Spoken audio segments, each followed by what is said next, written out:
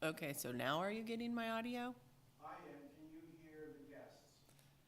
I don't know, none of them are talking. Board members, can one of you speak, please? Hello, yes, we can hear you. Okay, good. And I can hear you all. Kurt, are you good? Yes.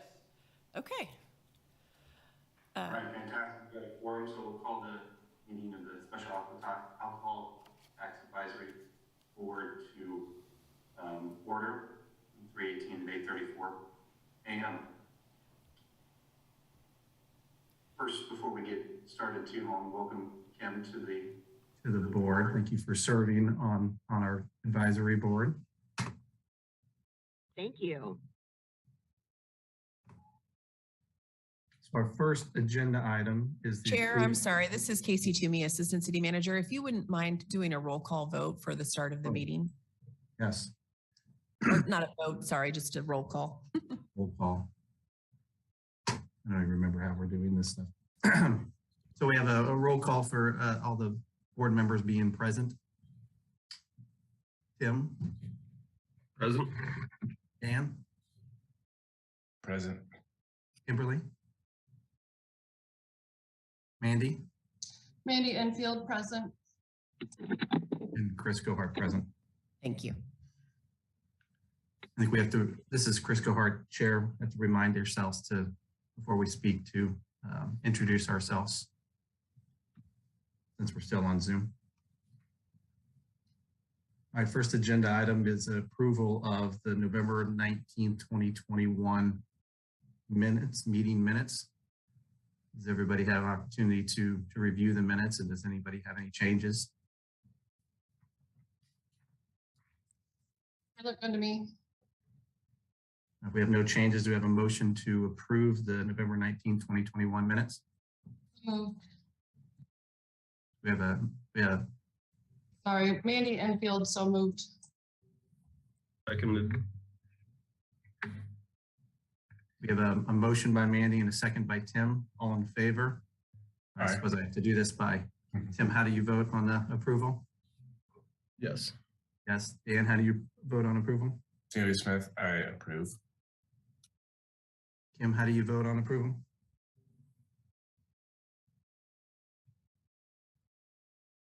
I think you're muted. My apology. I had a crow about me. I approve. Mandy, how do you approve? Vote. Mandy Enfield, approved. And Chris Gohart, a vote to approve. So we have a approval of the meeting minutes from November 19, 2021. Passed unanimously. Excuse me. All right. Next agenda item is the election of the board chair and vice chair for I think the calendar year 2022, correct? That's correct. Do we have any nominations of who we would like to lead this advisory board for the next year? Could I propose an amendment to the agenda before we do any more activities? With Kim being new and the board members not having an update on the status of our role in the funds since it was announced in August, I think that would be appropriate to hear something from Casey before we move to make any decisions.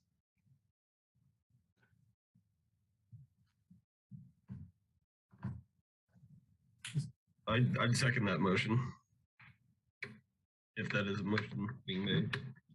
Yeah, I'll make it a motion if we need to make it official. Casey, thoughts? I guess, is there a motion? Is there a second? I'm confused as to where we are procedurally. Okay, procedurally, I move that we make an amendment to the agenda to receive an update from city staff on the status of the board's role and the status of the fund use. Tim Giblin, second.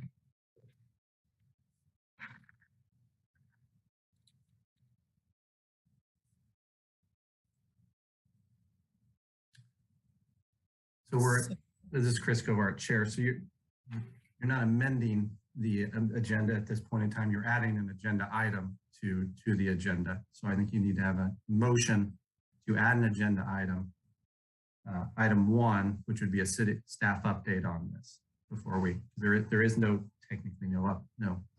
Okay, agreed. So moved. You have to make the motion to Okay, I'm in my previous motion to say I want to add an agenda item, not amend the agenda.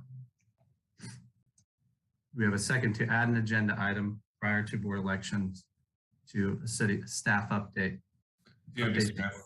I will second. We'll have, Tim, we have a motion and a second to add an agenda item. Tim, how do you vote on Yes. Dan? Approve. Andy? Approve. Kim? Yes. Chris, I'll vote yes. So we have a motion approval, unanimous yes on adding an agenda item for staff update on city's position as committee and where the funding has currently sits.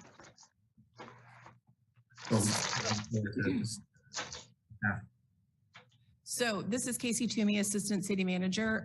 I'll try my best here to give an update. So the funds from the alcohol fund for the city's budget for 2022, as Mandy indicated, were all budgeted to be used by the city's new housing division for calendar year 2022. So that housing division is part of our Planning and Development Services division. And those funds have been partially allocated for the year, or a contract was entered into between the city and Bert Nash for the expansion of the homeless outreach team, using $373,848 from the special alcohol fund. The housing division also has an agreement with the Care Center for Safe Bar training for $17,152 of special alcohol dollars. And then the remainder of the funds are still waiting to be spent pending the results of a homeless needs assessment that is underway. And that assessment is targeted for completion at around the end of May. And so some funds have been held back to be spent in response to the results of that study.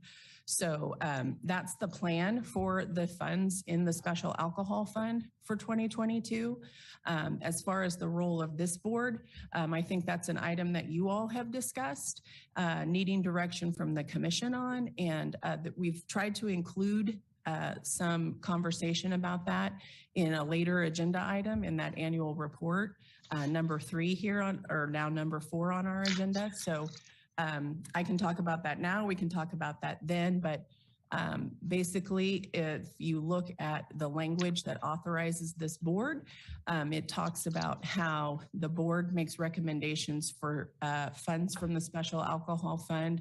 I believe the language is excluding funds for, to be used by city departments. So for 2022, all of those funds have been designated to be used by city departments. So there aren't necessarily funds for this board to make recommendations about for 2022. There were funds allocated in 2021. So the board does also have a role to play with those funds. That's the annual report. You all have an obligation to report back to the commission on the use of those funds from 2021. And that's on our agenda for today. So I guess that maybe I'll stop there and see if that provided the update that you all were looking for, or if there's questions I can answer.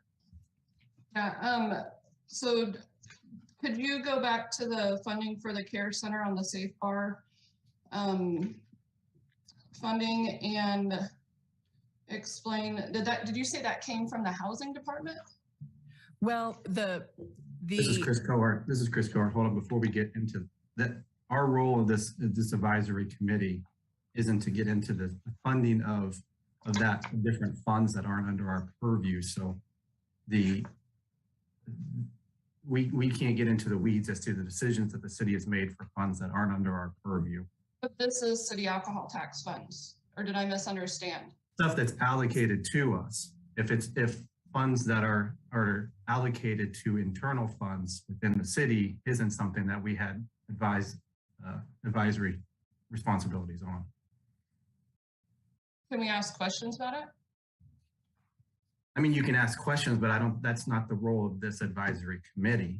That the funds that we are responsible for that have been allocated to this advisory committee is something that we can speak to. If you want to have a discussion as it relates to the funding and the choices of the city, I think that's a Tuesday evening discussion as a private citizen, or if you're the chair of this committee, you can speak on behalf of the committee, ask those questions. But in this, the point of this board is to fulfill our responsibilities under our bylaws, and speaking to or getting into what the city's decisions are funding within their city funds is not a role of this board.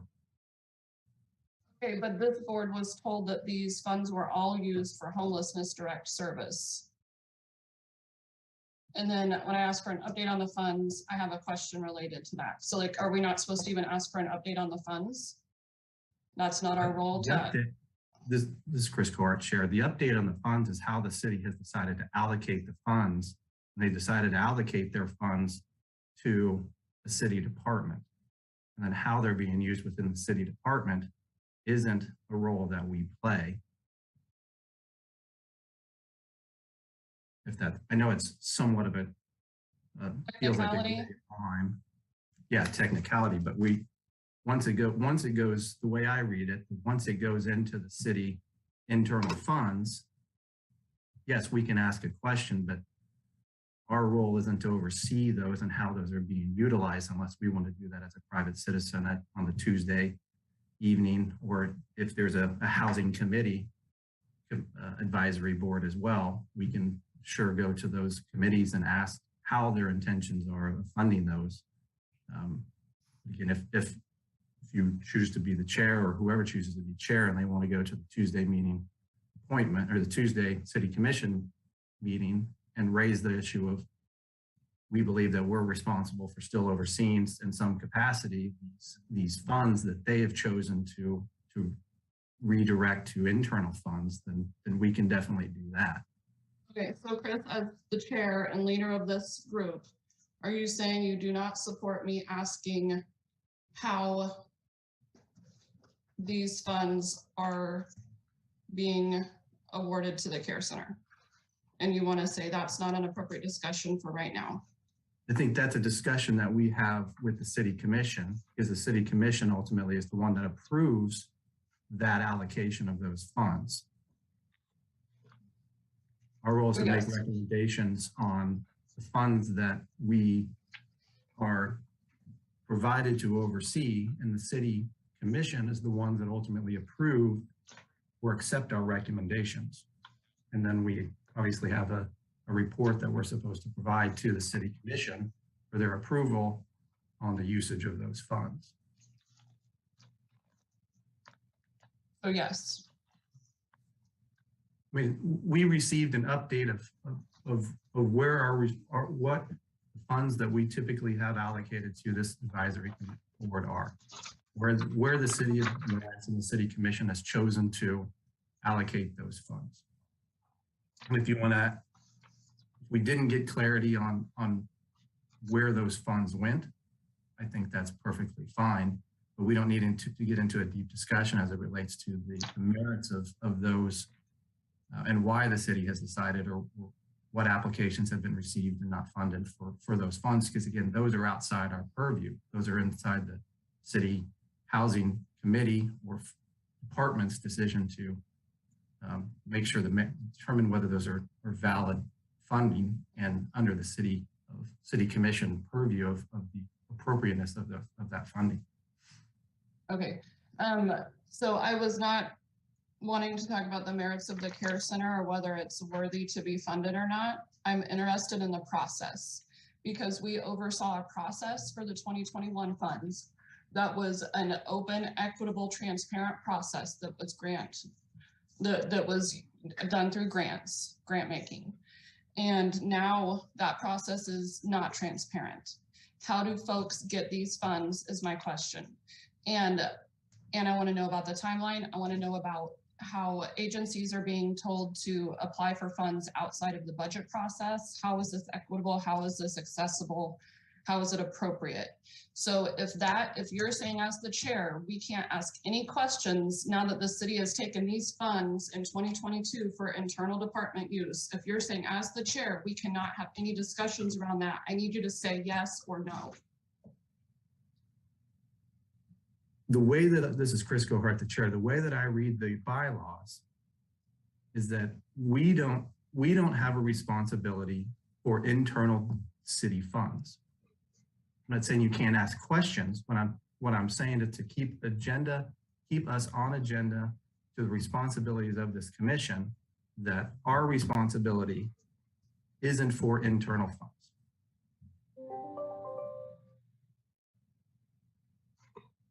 Dean Smith. Sorry, yeah, I just wanted to say, I actually echo Mandy's sentiment. I feel like we're not trying to actually discuss how it's being, like the actual allocation itself, but just how it's being allocated. And since the goal of this group is to offer advice on that allocation, if the funds are being allocated before we can have that input, I feel like it speaks to the very purpose of this board. So that I agree as far as like a process issue, I feel like is worth discussing, because if we are going to give the city commission the input that we're supposed to, fulfill our duties, we need to understand where in the process we fit in, because if we're late to the show and it's already been done, does that mean that we are not adequately fulfilling our duties that we're volunteering for? And does that mean we need to start doing something differently so that we can give them that input as we're supposed to? So that's my concern. It's kind of like we missed the boat, and is there something we can do to still be involved in the process, or how? And yeah, as far as speaking to transparency and equity with how those funds are allocated, making sure that people in the community feel like those funds are being allocated with community outside input, and not behind closed doors in a way that is impossible to determine. This is Chris Covert. I don't disagree with what you guys are speaking to, but the order, the way where I read the bylaws and in our ordinances, where our recommendations, our obligations for recommendation and oversight of these funds is when these funds are allocated to this advisory committee to be overseen and provide recommendations back to the city commission for them to take our recommendations or not take our recommendations. They have made a decision to not allocate funds to us to make the recommendations to them for. They've decided to take those funds and keep those internalized. And do those need to be transparent? I do agree with those need to be transparent. And we need to understand how it's being allocated to the recipients in whatever manner that has been. But once that funds have not been allocated to us and provide and asked to advise on those funds, those become internalized funds. And if we want to speak to transparency or how those funds are being allocated, again, that to me, that is something that we go as private citizens or even as a committee. That item 3 speaks partly to that of what clarity we want from the city commission on what our role is as it relates to this stuff. But once those things are internalized, our role is diminished. And that's part of what we've been discussing for the last 2 meetings is you've taken the funding away, so we don't have any recommendations to give to the city. And that's just a decision that the city can make. But once it's outside of our committee or our advisory board, then that's our responsibility as a private citizen to request that transparency to the city at a city commission meeting, or at if there's an advisory committee for housing. I don't know if that's running through some advisory committee right now. but that's my view of our responsibility. And I'm just one vote. I can be overruled as to relates to what you as an advisory board would like to Yeah, discuss. Chris, Mandy, and Field here, at the risk of being wrong and not following the ordinance. I do see it as our role since the process began. This was announced to us in August of last year, a shift in the process and the use of funds. And the way that was presented in August was very ambiguous. Our role was ambiguous when it was announced, and there has never been clarity on that since then. In our last meeting, it was sort of presented as, how did you not understand that you have no role? But there has never, ever been any formal update. There's never been any transparency or information shared. So I don't want to put the onus on us to follow and comply with a process or a role assignment that I don't feel has been ethically reciprocated.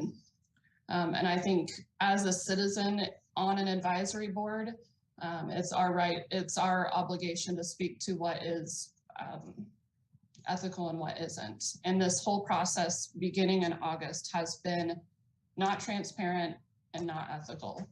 There hasn't been any information shared. We've been denied special meetings over and over and over again. So I think it is completely within our role to ask for the information that the city has in relation to this board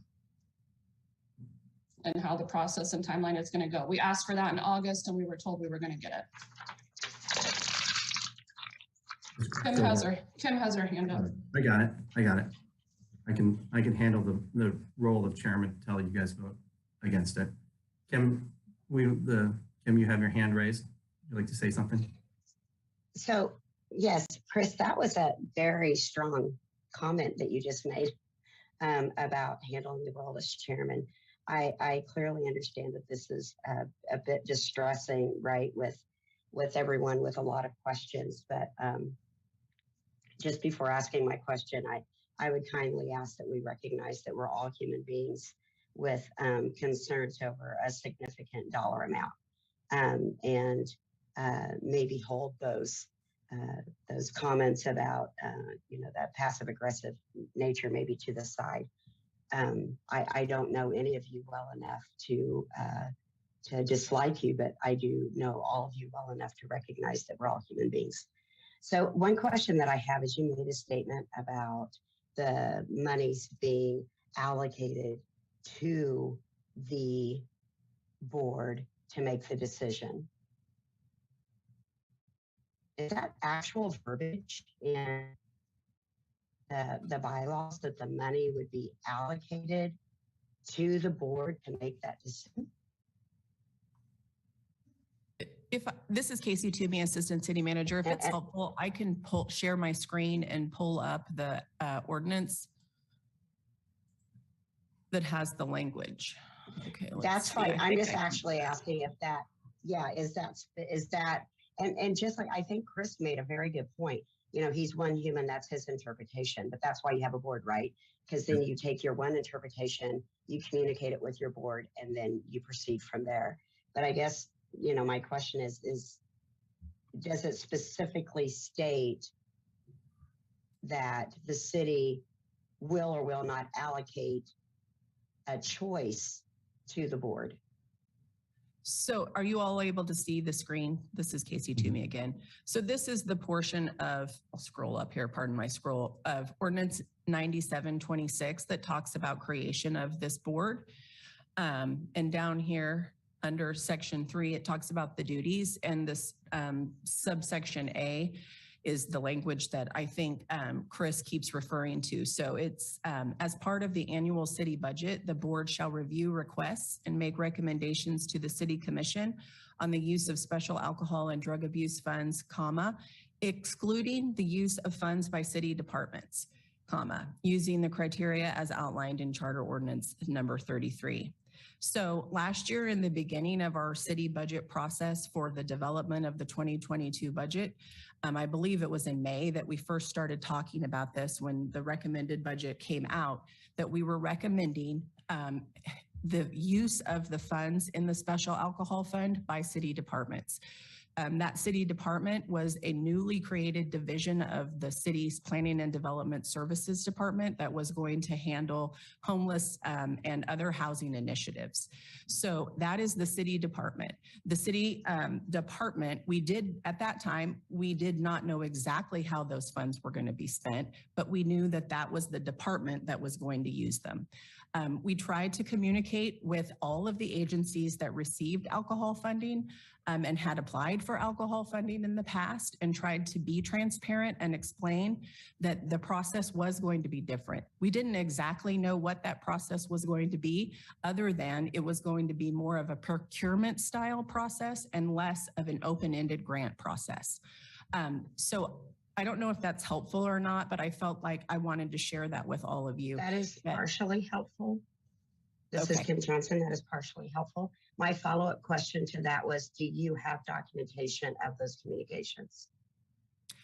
With those agencies, there Correct. were individual letters. I don't have them, not on me, but they do exist. Okay. That you have filed documentation that you communicated with the Yeah. individual agencies? Yes. In addition to letters, multiple visits were held with different representatives from different agencies. I had phone calls with some. I know other folks in the city manager's office had phone calls with some. And it was very clear, sorry to interrupt. That's okay. It was made very clear that the money coming in was going to not be open for application. In the beginning, I do not think it was clear because we didn't know. We talked about RFPs, and I do think that there were perhaps folks who heard RFP and thought, oh, that's just another word for application. This community does have a long history. I've been with the city for 20 years, and ever since I've been here, there has been a process where people could apply for these funds.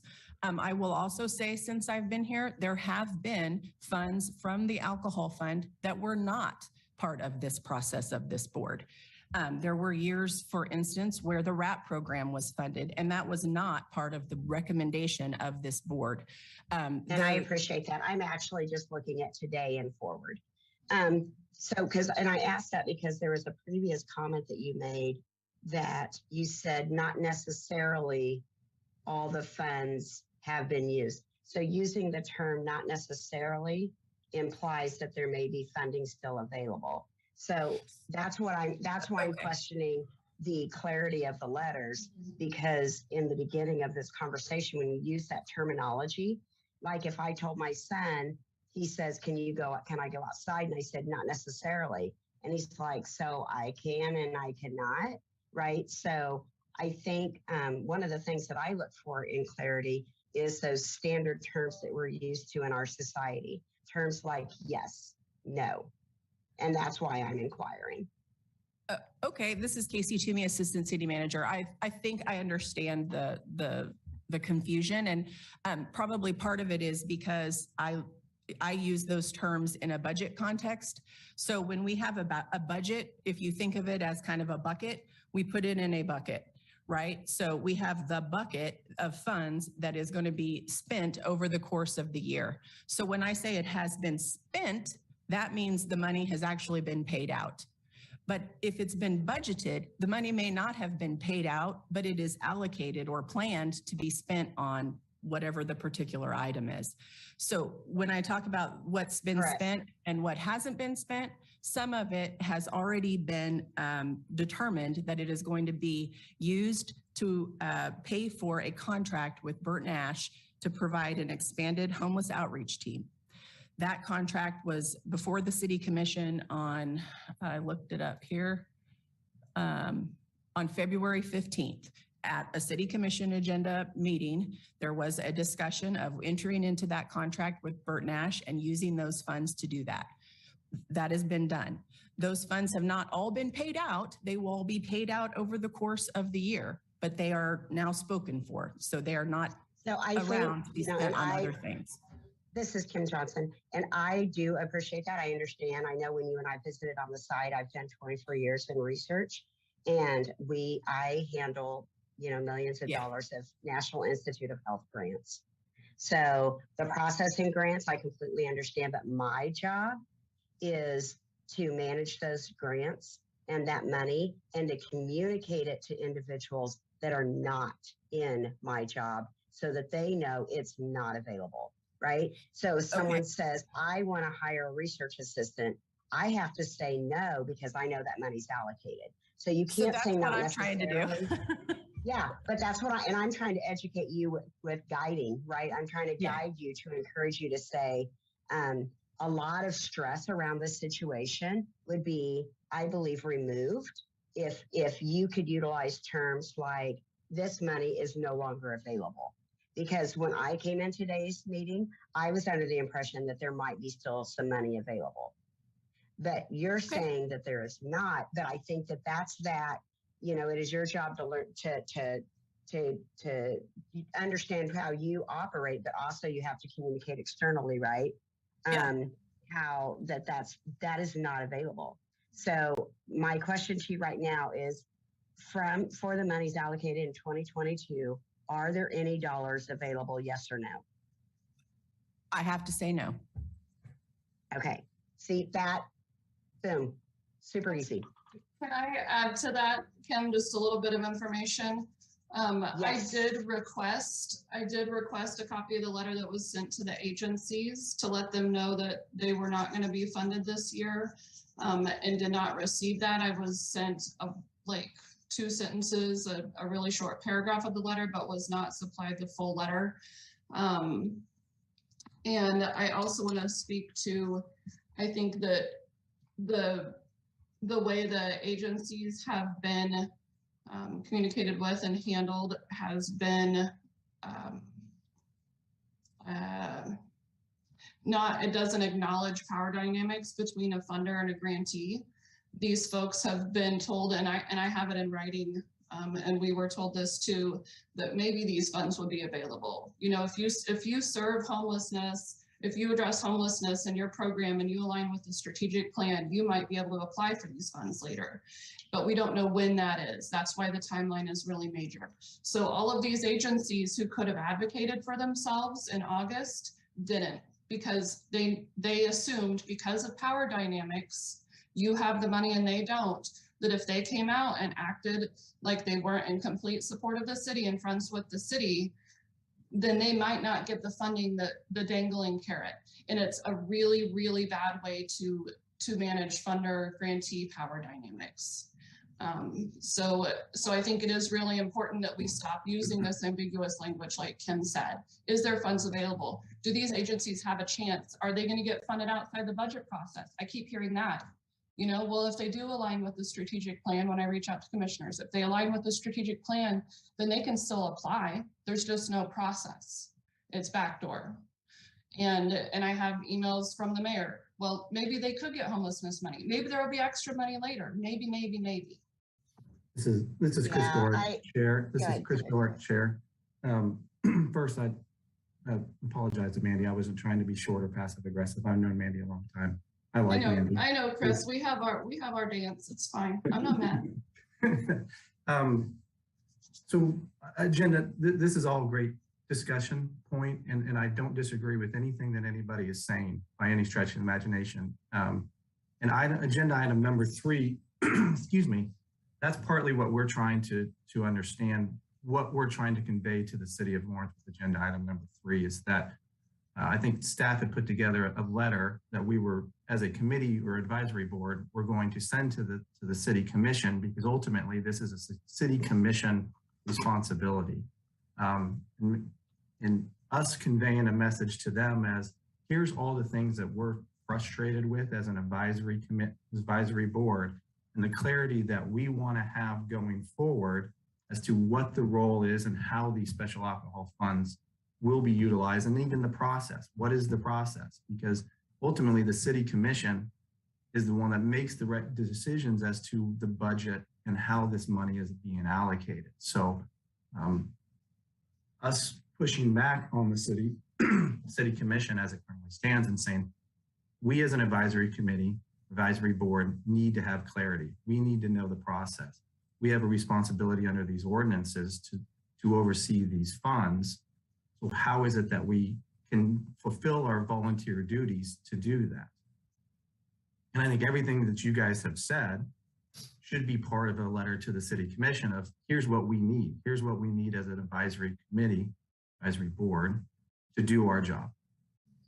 Use better, don't be ambiguous, have a process, move forward with the process and clearly communicate to all those potential recipients as to how they're going to receive this money or apply for these funds. Indian Field here. I agree, Chris. And this is Kim Johnson. I would like to have some clear information to put in that letter about the timeline and process and address that, because it's hard to write a letter and say, I don't agree with all of these things that we've never been told. So. This is Kim Johnson. My, so my question back to you is, I love that we all agree that there's a letter somewhere on file in somewhere's file cabinet that says that something about something that was going to happen. But wouldn't that letter have been more powerful? And I am going to go back just a little bit, which I hate to do, but I am going to do a reflection. Wouldn't that letter have been more powerful if it would have been signed in accordance with this committee, who individuals in the community are aware of, that this community exists, and that, yes, we know this is happening this year. I know you don't have to sign. I know you don't have to include the committee, right? I understand that completely. I'm glad that you shared that with me yesterday and again today. But I was just thinking for it to run smoother to those individuals that out there that might reach out to the committee for questions or understanding, or they know they weren't going to get very much money this year, but maybe they were going to get $1,000, right? Just so that there could be a joint effort, a joint communication, kind of the purpose of having the committee.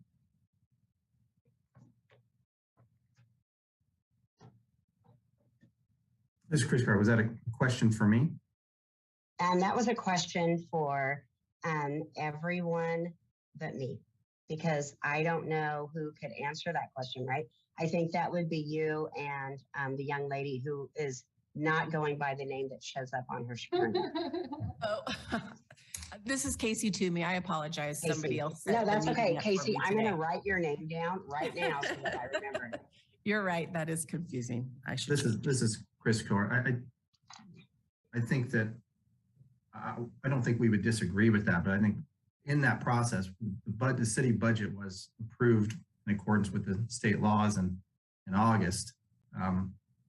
And that process that they were trying to determine, the city commission and the city staff were trying to determine how the new existence was going to be and how they were going to do it, was still being developed. And we did request clarity at those meetings. And I believe some got on the city commission's radar, but it wasn't something that they brought to the city commission meeting for further discussion. So, and we can do all we want and making requests, but we're still beholden to whatever gets done in any given day. Yeah, and this is Kim Johnson. I think, Chris, what I would ask of you as, the grand poobah of this committee would be, and I mentioned it to Casey, he saw me look for her name, is that there should be, where was the needs assessment before you allocated the money, right? Because in some states, the needs assessment may be 97% population of individuals that are, and this is already provided by, right? You don't have to hire someone to go out and do it, which I thought was also kind of interesting that you put money into some, but anyway, sidebar, right? Because the CDC has BRFS, a survey showing the alcohol and drug substance use by city by state is maybe something to contemplate going forward. Is if our city is 79% individuals who are substance abuse or fall into that addict arena, then you give 79% of money to that allocation, and then the rest of it is split up between the others. But it is kind of weird that the money, and I know that you said we can't really talk about this, but I'm kind of new, so I am. But it is weird to me that you guys are allocating money without a needs assessment. I mean, that's kind of like why everyone got mad at Biden, right? So kind of a funny haha. But I would love for people to give me money without asking me if I needed it. If anyone wants to, I am available and I can give you my cash app. But that would be kind of my question is, so with that line that's in the bylaws, is that something that we should discuss having removed or having modified just because someone should ask the city to be accountable? Or are you going to tell me to attend a Tuesday night meeting? This is Chris Covart. If nothing, I'm a rule follower. And when I read these, to me, it's very black and white as to our role and responsibility as an advisory board. When I read excluding the use of funds by city departments, it seems to me that that is not something under our purview. And then we move on to what our next board duties are, which is to make recommendations of such reporting requirements and evaluate the use of city funds by the recipients. So for us to ask for a needs assessment as an advisory board seems to be outside the purview of. Oh, no, we're not asking. We're not asking. Sorry, Chris, my apology. I'm so sorry to interrupt. We are not asking.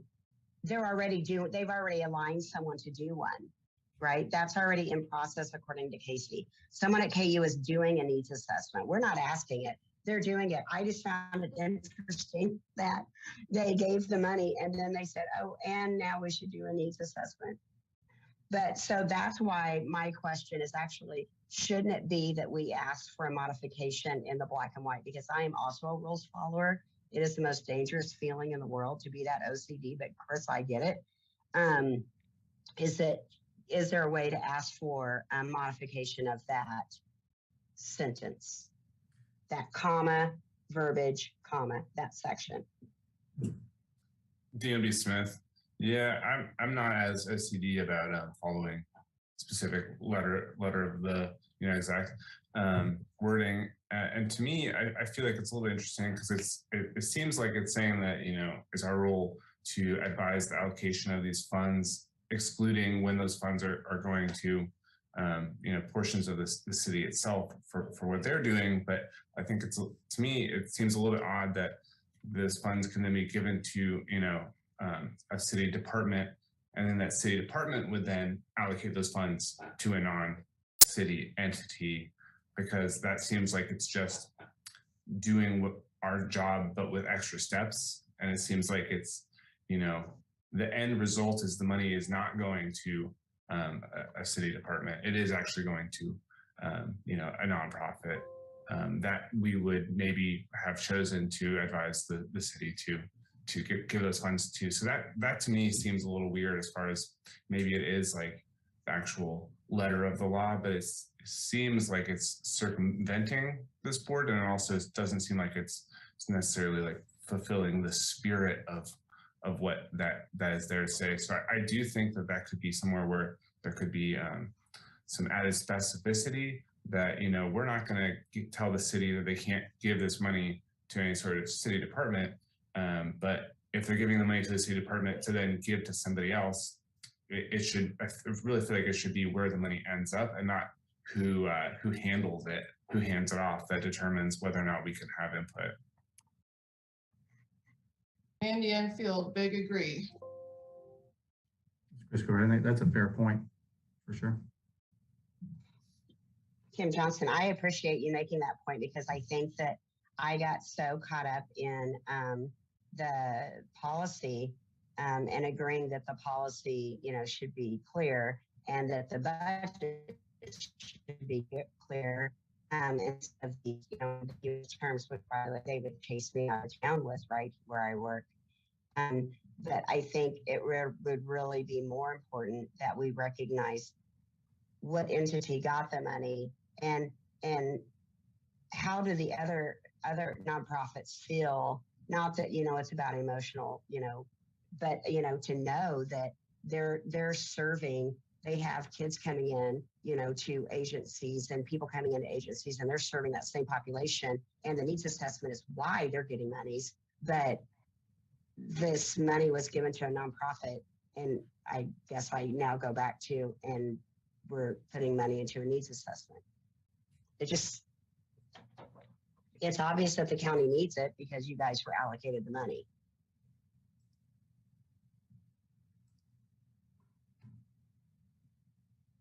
I want to be respectful of everybody's. Can we change? Do we have any change options in the verbiage in that section that she shared with us, Chris? This is Chris Gorek, Chair. I mean, we have an opportunity to change, but that goes to the city commission to determine whether they want to do a change to a city ordinance or not. Andy Enfield So here. we can make a request, but that's still ultimately their decision. Andy Enfield here. I have been on an advisory board in the past where we've requested an ordinance change and wrote the proposed changes and submitted it to city staff to take to the commission. And it was a pretty simple process. And I think ahead of time, we assigned a couple members to analyze the ordinance and come up with the drafted changes. And I think that would be something we want to consider after we get through some more basic understanding of what is actually happening, so we can ask for changes that are in response to our questions about what's happening right now. And I just want to clarify something, Casey. You said we were told in May about these changes, and it was August 20th, and that was part of my challenge. It was that it happened after the budget proposal, after the, I think there was something on September 8th. But we were told of this shift after it was too late to speak to it. And that was part of our conversation in our last meeting about our calendar. The minutes have that we approved a calendar, and that conversation included making sure that we all were aware of the budget process and following the July meeting and understanding what's happening with these funds that we advise. So I just want to make sure that it's on the record that we were not informed in May. We were informed in August at the very end of our meeting that these funds were being shifted, and that we would get more information at our next meeting, and we would get more information at a special meeting, and then we didn't get the special meeting. So we still really have no information on process or timeline. This is Casey Toomey, Assistant City Manager. I apologize. What I was trying to articulate was that we started speaking publicly about the budget in May and talking about the recommended budget, and the recommended budget included allocating these funds differently than by giving them to the board to have an open funding recommendation process. So I apologize again for the lack of clarity. This is Chris Gephardt. Go ahead, Mandy. Sorry. Mandy Enfield here. I just have a question going back a little bit to when we get to the item with the letter that's being submitted to the city. The email that's attached to it, I really appreciate, and it appears to have come from a citizen. Is that true, Alex? Is a citizen or a city staff person? This is Casey Toomey, Assistant City Manager. Alex is a citizen. I really appreciate Alex Kerr's attachment.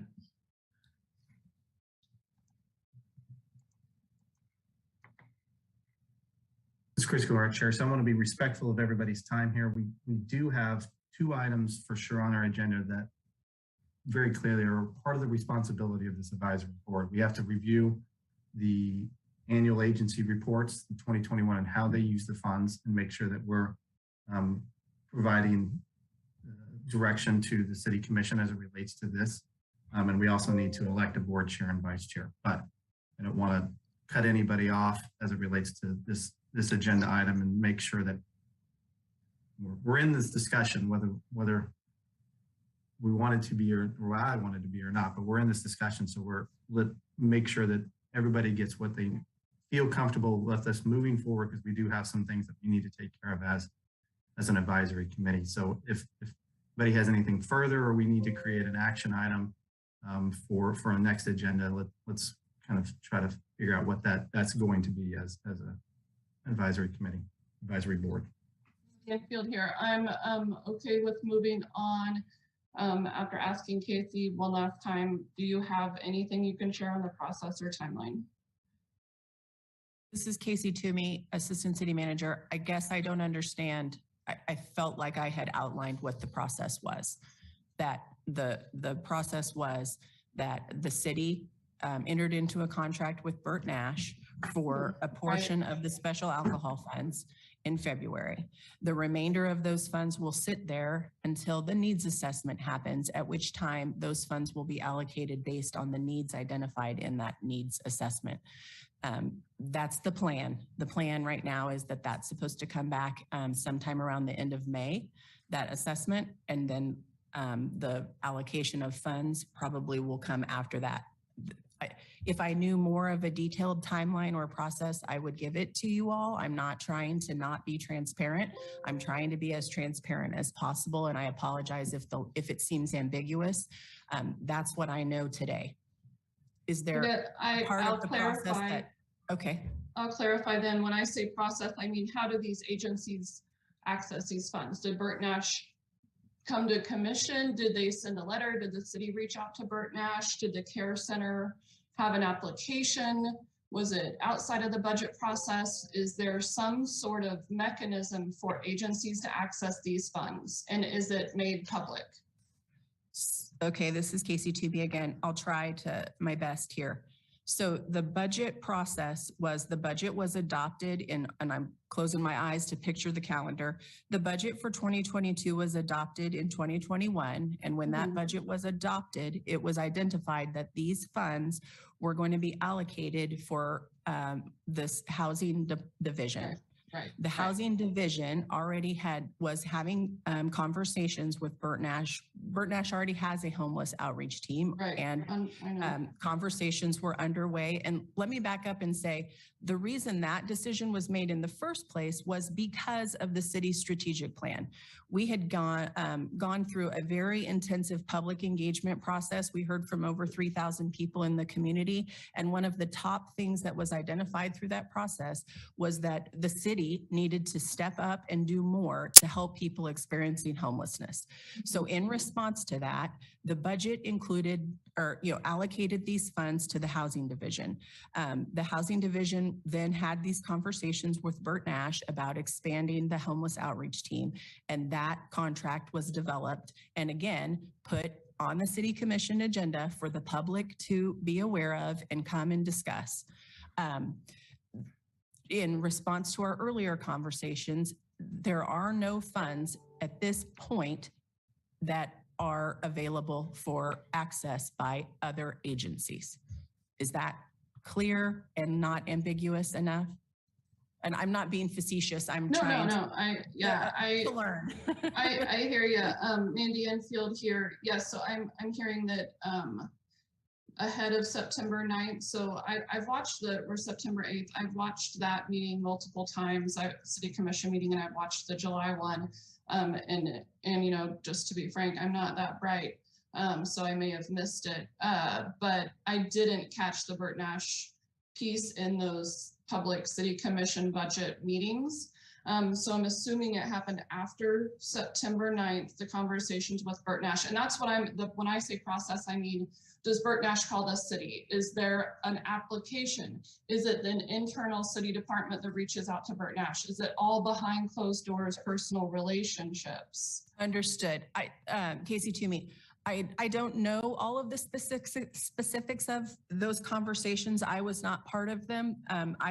As I said, I know that we have had a contractual relationship between the city and Bert Nash regarding the homeless outreach team.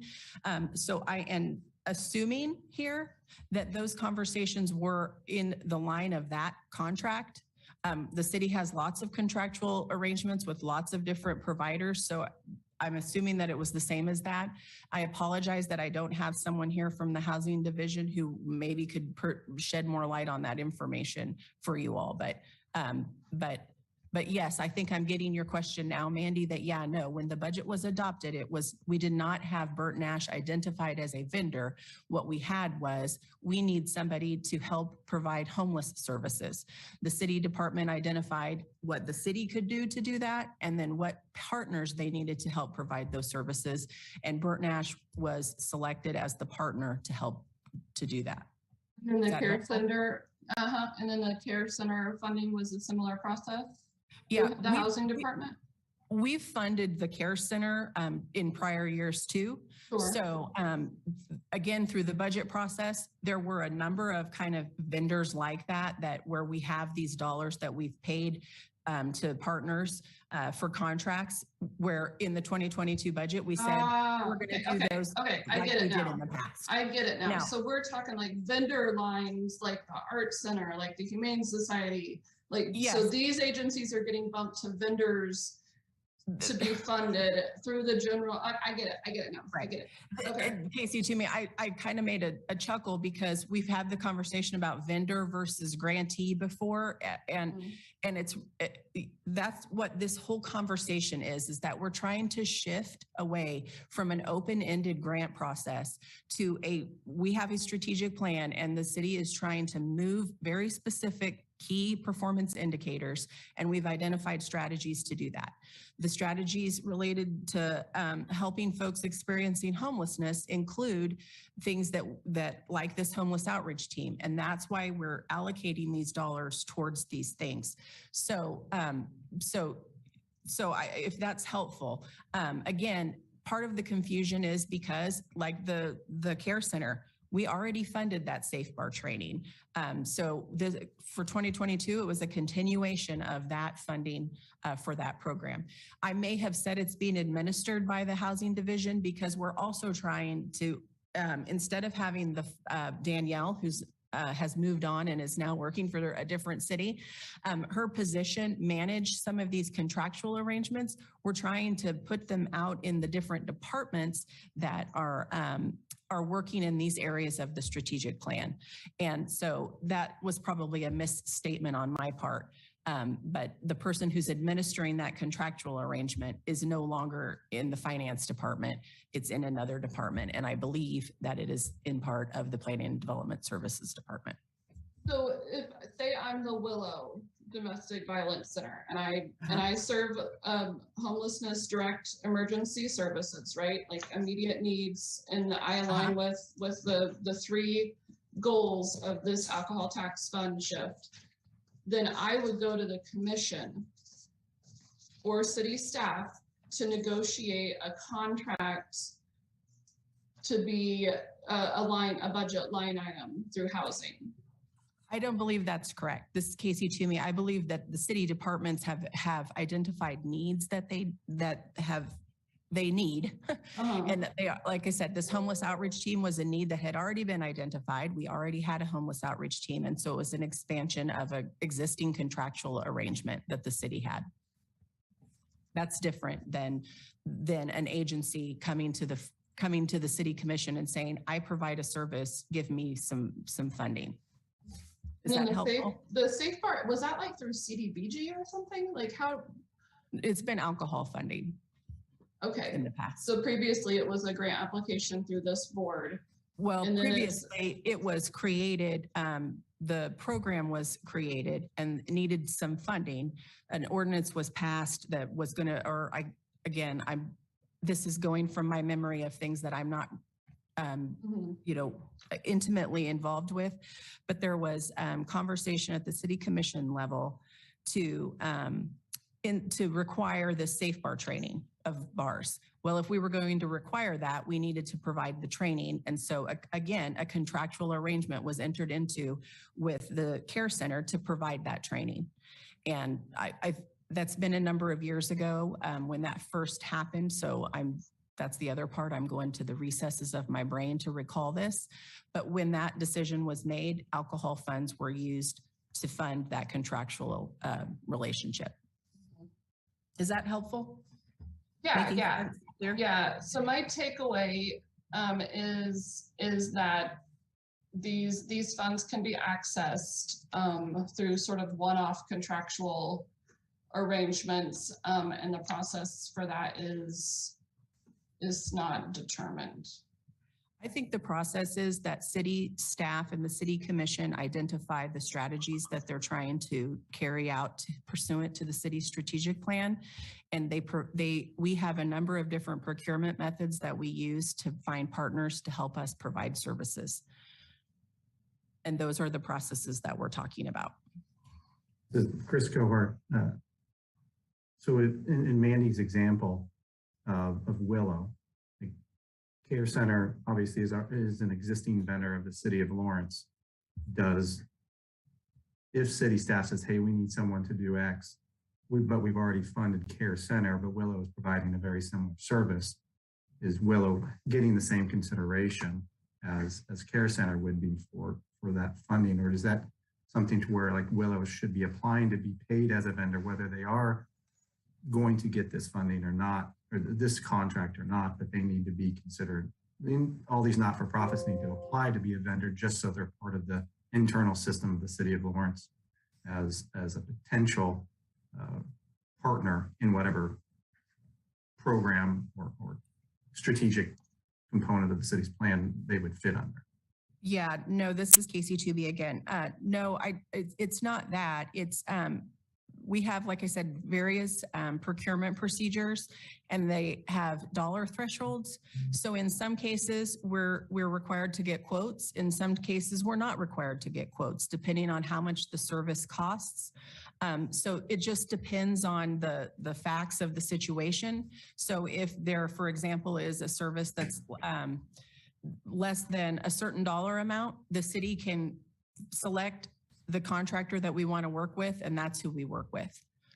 Is that, I feel like I'm in the weeds, and being in the weeds isn't helping you all. So if I'm too in the weeds, let me know. This is Chris Cohart. This is Kim Johnson. Go ahead, Kim. Yeah, so this is Kim Johnson. So Casey, a question I have is, I get the CARES Act and, you know, the route that you're taking, but there's other agencies that do what Bert Nash does, right? Like Heartland. So, and I could be wrong, but I believe Bert Nash is getting monies from Heartland as being part of an FQHC. So I'm sure you see where I'm going here is Heartland, you know, once this, you know, strongly not beneficial needs assessment is being completed, is, you know, and then they identify, oh, well, Heartland does the same thing. I mean, will monies be changed, or is this all set in stone? This is Casey Toomey. I'm not sure I understand the question. The contract that was entered into with Bert Nash for the homeless outreach team is just for 1 year. So is that what you were asking? Yeah. So this, for this team, it's 1 year. Is the goal to hire a team? Sorry, I'm confused. That was the goal. That's the team that was hired. Oh, so they have been hired and they're only going to be paid for this year. The contract with Bert Nash is to fund the homeless outreach team for 2022. Okay. And then they'll have to apply for funding for 2023. Probably there will be contractual conversations about continuing that contract. That kind of takes me back to that question about that line in the form that you showed me, that maybe that needs to be modified.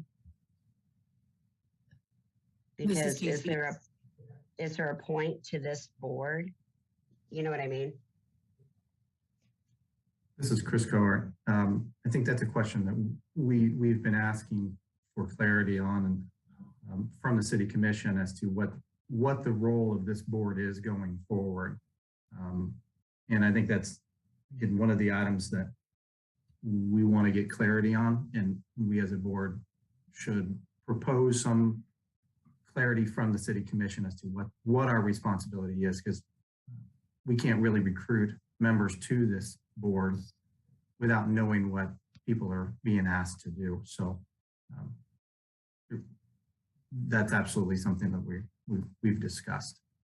So I want to, we spent just over an hour on agenda item number 1. So I want to make sure that we get through this agenda in a reasonable time and respectful of people's time. So does anybody have any final thoughts or any action items that we want to propose as of city staff or city commission as it relates to this particular agenda item?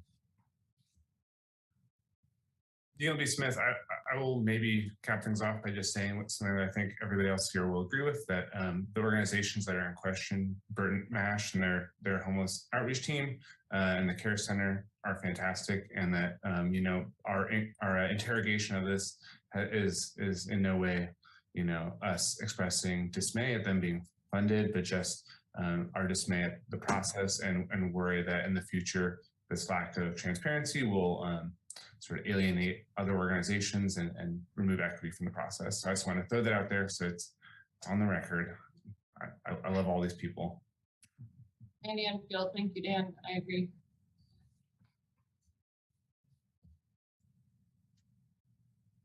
This is Chris Gart. Kim, do you guys have any final thoughts or any proposed action items as it relates to this agenda item? This is Kim Johnson. I honestly think that, you know, you articulated it well as, you know, we need to have a determination of, you know, what is going to be available to happen next year, right? For the purpose of this board, but also, and I agree that, you know, it's not that we don't want to help homeless people, right? I mean, who would ever say that? I have a few people in my mind, like right now, like Putin, but I think the idea here is there are other agencies that don't have funnels of money going to them. And my concern would be if there's not clear communication going forward, those other agencies could take some pretty strong hits from the city. So I think clarification would be great. This is Chris Cohart. So before we move on to agenda item number 2, I want to just one more time. Does anybody have an action item that they would like to propose that we would make a motion of that requesting of staff as it relates to the direction of this committee that maybe we're not specifically speaking to in a different agenda item? Mandy Enfield, I think when we get to the letter to the commission agenda item, we can circle back to this. Okay. All right, so we'll move on to agenda item number 2. Casey, is there anything that we need to close out that agenda item, or since we're not taking any action or requesting anything to staff, we can just move on to agenda item 2? That's correct. We can just move on. Okay, well, thank you for all your answers and everything as it relates to that one. So election item or action item number 2 is election of board chair and vice chair. So do we have anybody would like to nominate someone for chairman of the Special Alcohol Tax Advisory Board for the calendar year 2022? I would like to nominate Chris as the person on this board with the most experience and the most patience. I would nominate Chris to continue as chair. I'll second that.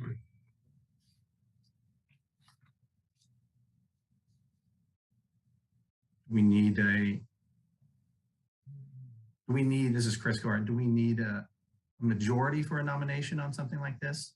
Do we have anybody that would like to volunteer for being chair? I don't want to volunteer, but I did want to ask Chris before we go ahead with the process. Do you want to continue being the chair? Is that something that you're willing to do before I agree with everybody else that you're a great candidate? This is Chris Gord. As I said when I was the vice chair, I'm happy to do it. My experience is, I think, Tim, did you and I come on at the same time? Or I believe so. yeah, me being current chair was just by default, the chair's term had ended, and so I just was elevated to chair. So my experience didn't warrant me becoming chairman of this committee, but I'm happy to continue to do it if that's the desire of the committee as a whole. I'm happy to do it, and I would nominate Mandy as a potential chair too, if anybody else would want to, because Mandy is. Mandy and here, I would like to speak to that. I appreciate, Chris, knowing you really well, the balance you have of following rules and recognizing processes, but also being open to conversation, just like that happened today. And I think that it's important to balance, as an agitator, I think it's important to have that element to give us legitimacy when we try to move stuff forward. And if we have somebody who's a strong agitator as chair, just showing my hand, we are less powerful. Got to do a good cop, bad cop. Okay. All right. Well, the advisory committee or advisory board's majority is nominating me, and I'm happy to serve. So this time I say we'll take a vote on nominating myself, Chris Coward, as the chairman. Process be a slate. Should the process just be a slate and then approve the slate? Good question. I don't know. Casey, whether we vote chairman first and then vice chair, or is it a slate? I was trying to look in the bylaws, and it doesn't, it just says the elected officers the board shall elect officers at the first regularly scheduled meeting of the year. So I think it's open to however you all want to handle it. Let's just do it as a slate, so we only have to do one vote. So do we have a nominee for vice chair of the Special Alcohol Tax Advisory Board for calendar year 2022? Dean B. Smith. Yeah, I've really appreciated Mandy's energy that she has put into this board, really, keeping things moving forward, and in the interest of establishing a good cop, bad cop dynamic. I think Mandy would be an excellent bad cop for this board. Always been my dream. Thanks, Dan. I will second that.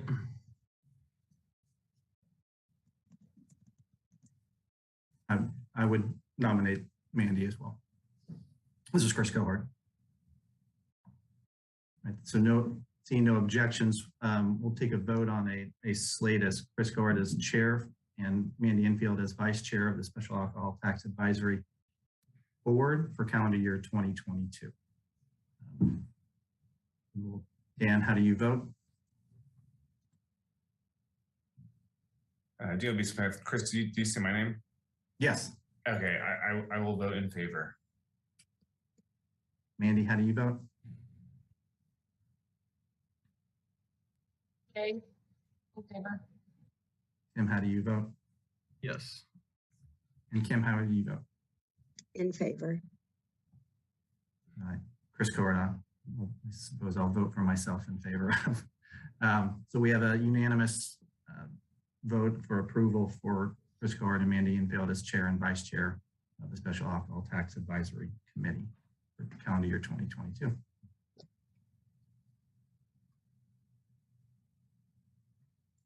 Casey, are we good on that?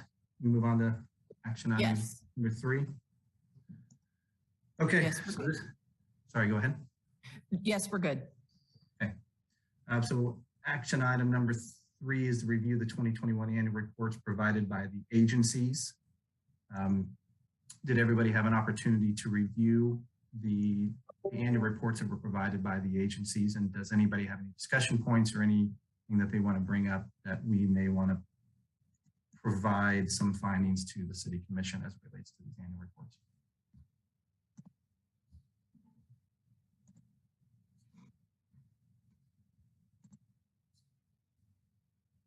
Nothing. Everybody felt good that they used the funding as expected, and the outcomes were within a reasonable range as to what we were anticipating.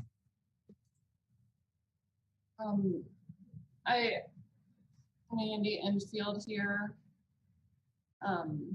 Just in the context of the entire process and what's happening, and that this grant process is over and they can't reapply, and we're not judging applications based on their reports. I saw it as sort of a pointless exercise, and I think that the city should do their own administrative work and evaluate these reports in the context of their own process. I think that as a board, our role has been diminished, and there hasn't been transparency with that, like we've already talked about. So I don't know that it matters that we review and make recommendations on these reports. So sorry for being ugly. This is Casey Toomey, Assistant City Manager. Just a reminder that the ordinance creating the board talks about evaluating the use of the funds by the recipients. And just to clarify that this is evaluating the use of the funds in 2021. So just thought I'd offer that. Enfield here, I fully understand that. And that is our role and responsibility. In my opinion, stands. This is Kim Johnson, and can I make a request? And again, being new to this ballroom dance, it's very interesting. So can I request that a letter goes out to the other nonprofit organizations, notifying them that the funding has indeed been used in full and there are no additional dollars available? Infield here, I think that would be really interesting and would resolve some of the power dynamic issues with the agencies in the city, to be really clear about if they do have funds that they're eligible for, or if they don't. And that connects back to our process conversation. This is Casey Toomey. I have a question. Would that be a letter from the board that says the board isn't going to be seeking applications, or? No, that would be a letter from you saying that, you know, to clear up any miscommunication. There are no additional dollars available for calendar year 22. And you will be notified when and if application is available for 2023. This is Chris Cohart. Could we, I like that idea. Can we table that discussion until the next agenda item? Because I think that would be, yeah. I think that would be reasonable, a request for us to do, but let's, because the next agenda item is to provide direction for the 2021 annual report and moving forward with the city, with this advisory board as a whole. So I'd like to continue that discussion, but maybe on the next agenda item. So our responsibility, to Casey's point, our responsibility, and I don't disagree with Mandy, but our responsibility, we did have a responsibility of oversight and review of the 2021 funding, regardless of what 2022 has become. So our responsibility is right now is to determine whether there was any findings in the annual reports that we saw that our annual report about the 2021 funding to the City Commission can be completed in full. That is a responsibility we have as a advisory board. So I did review it. I didn't see any findings that I thought needed to be included in the annual report to the City Commission. So I would move to I don't know, what is our action item here to This is Casey Toomey. There isn't it's just provide direction. And then our next number 3 is actually a draft of a report. So if that's helpful. Yeah, so I would say for this one, if anybody has any findings or anything that they felt needed to be included in our annual report. Let's bring that up at this point in time. If there were none, whether we reviewed or not, we'll move on to action item number 3 or number 4 at this point.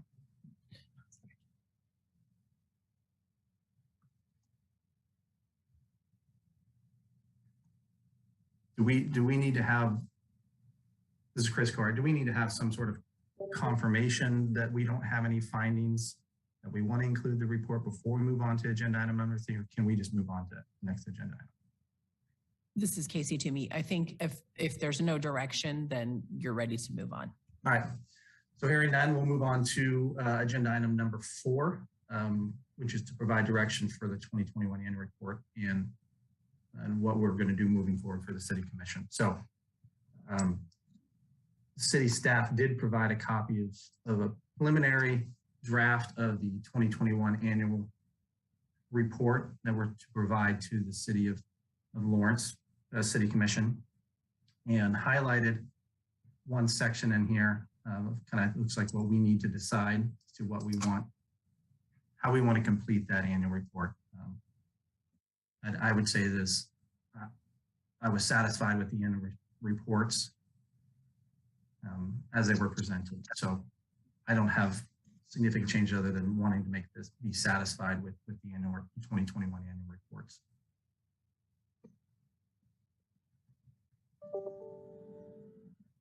Infield here. I agree, satisfied with the annual reports.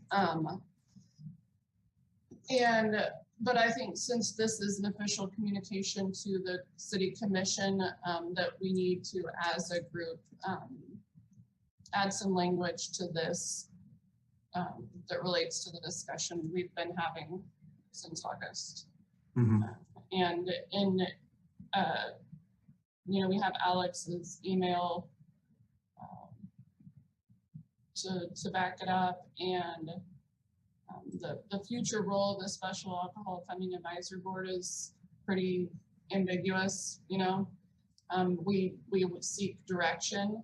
I think we would like to seek direction in the context of, a bullet pointed list of some specific questions and positions.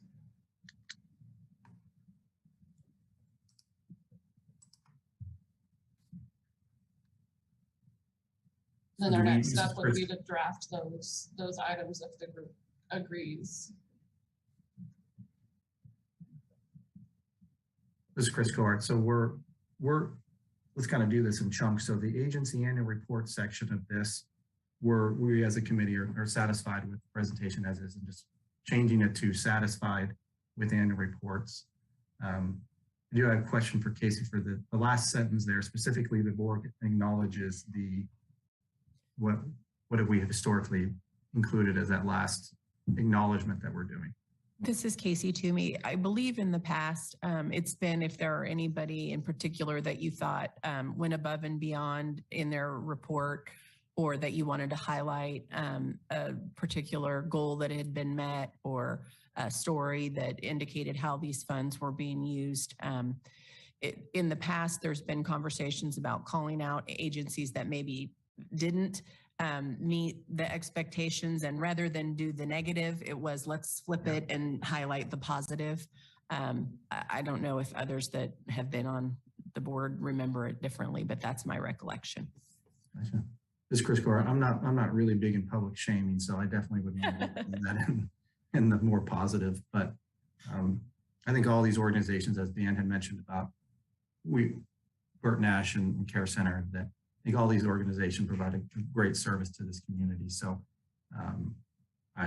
if we were going to use this, which I think we should, is acknowledge all the dedicated work that each one of these organizations that were funded had accomplished in that given year, knowing 2021 was a really difficult year, maybe not as hard as 2020, but it's a real difficult year to meet the goals and of each organization, considering the facts and circumstances. So Infield agreed. I would really love to, put something in there about the challenges of 2021 and how we respect the organization's work in serving the community. And I would also add that we acknowledge that this is the end of the process, the final report for the city alcohol tax grant process, and we appreciate that they follow through and submitted reports. Chris Corbett, I agree. So Casey, is that something where this report will come back to us for final approval, or is that enough to provide direction for staff as to what we want in that letter? This is Casey Toomey. I would leave that up to you all. If you trust that I can capture what you're saying, then we can do that. Otherwise, it needs to come back. This is Chris Carr. Let's make so we don't have to come back to this. So what, as a committee, yeah, let's write the language. Yeah. Specifically, the board acknowledged the specifically the board acknowledges and commends the efforts of these agencies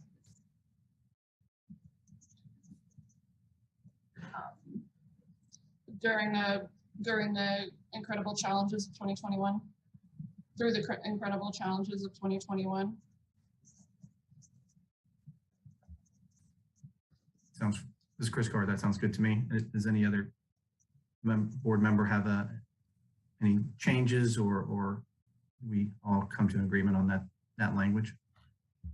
I think we agreed to add another sentence acknowledging the end of the process and the end of this era. That's been more than 20 years of grant making. This is Chris Carr. Can we? I don't want to necessarily say this is the end in total, because this may not necessarily. Administrations do change, directions do change, strategic plans are adapted. That maybe acknowledging that 2022 for the foreseeable future that it changes, but not necessarily a definitive end to this funding. Yeah, I like that. DMB Smith, yeah, I mean the loophole that we've been discussing has existed for a long time and has been utilized before, this way of circumventing our input or the input of this board. So that's existed for a long time. So it's not really the end of an era so much as it is like, I don't know if this board in the past has ever specifically looked at that and tried to figure out if there's a way to improve on that process. And so while this calendar year, it seems like that sort of what I'm calling a loophole is really being utilized, I think it's not really the end of an era. We actually just have an opportunity now to look at that and decide whether or not we feel like that is a transparent, equitable process, or whether that is undermining the whole point of this board. So yeah, I agree with you, Chris, that I think we should address that and that part of the ordinance, but maybe not discuss it as the funding protocol in the past is ending, but that we have an opportunity to reassess and maybe re-establish the intent of this board. Because yeah, I mean, 10 years ago, 20 years ago, this exact same circumstance could potentially have occurred, and it sounds like, in the past, things similar to this did happen occasionally. So. Can I clarify, Casey? In the past, my understanding is, for instance, I remember participating in the advocacy for the RAP program because in its early days, it was sort of a three-legged stool approach between the city, the county, and Burton Ash, or in the school district, and that was something I think the agencies really advocated for, fully funding RAP. Is it true that this is the very first time that the grant process is being eliminated? This is Chris Carr. I would say not in its entirety. We had, from my recollection, we had two committees that served this function before. We had the Social Service Agency Fund and the Special Alcohol Tax Fund. No, they changed our name. We were the Social Service Advisory Fund, and then they took General Fund Advising away and change Right. the name only to alcohol tax. Was So that, that was so the that was first step advisory on of, both funds, both Yeah. allocations of funds? Okay.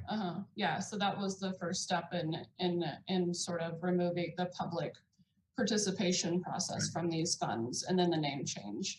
So I would say that, this is Chris Card, I would say that is a very similar process, at least in my mind, of pulling a portion of what had been overseen by this advisory committee in whatever organization it had been, pulling that general fund allocation out of this advisory committee into the general fund allocation process would be, at least in my mind, the most recent example of kind of how this potentially has changed in the past. And I watched that meeting of this board, and it went without pushback, and it seemed based on goodwill and trust with the city. But it never, despite like removing the general fund dollars from the process, it didn't change the process. It just reduced the funding amount, the pool of funds. So my question is this the first year that there wouldn't be a grant process? Casey? Are you asking in the history of the city? And Let's just say like in the last 20 years. when people ask me to say yes or no, I'm not going to say yes or no to a question that's not a yes or no question. Yeah, in the last 20 years, like even in the context of the RAP year, the year that the city didn't have fund, or this board didn't recommend funding for RAP, and then the commission chose to fund RAP, or however that went down. Has there ever been a year that agencies in the last 20 years and your tenure at the city, has there ever been a year that there was not a grant process? Not that I can think of, no. Okay, so this is the first year, this is unprecedented to remove that process. I just want to make sure we're all clear on that. This is Casey Toomey, and I'm not trying to be argumentative. I would articulate it differently, but I see this is a year that all of the funds were allocated to be used by city departments. That's never happened in my 20 years either, but there have been years where some of the funds have been allocated for use by city departments. This is Chris Cor.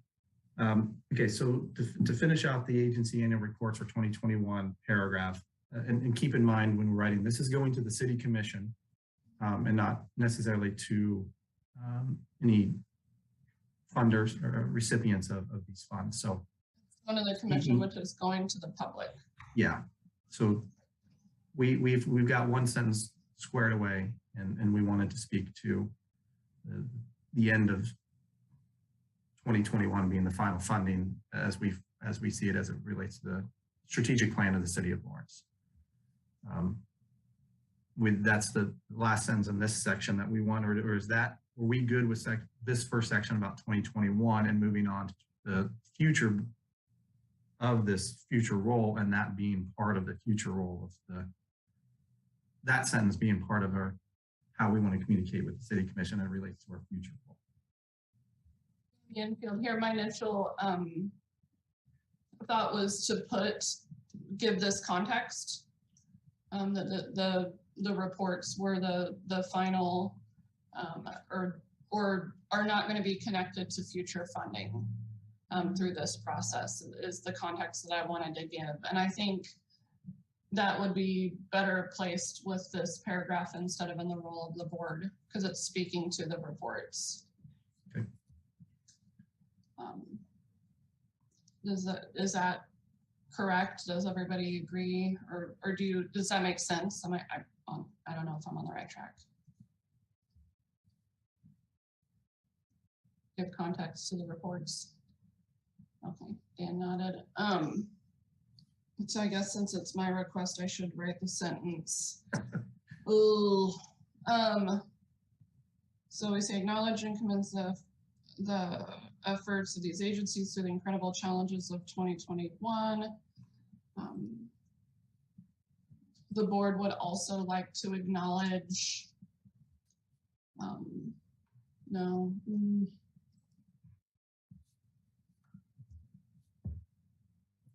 This is Casey Toomey. If it's helpful, I wrote down some of the language that I heard, which was, well, While there will not be a grant process in 2022, this year will provide an opportunity to reassess the intent of the board and potential for a grant process going forward.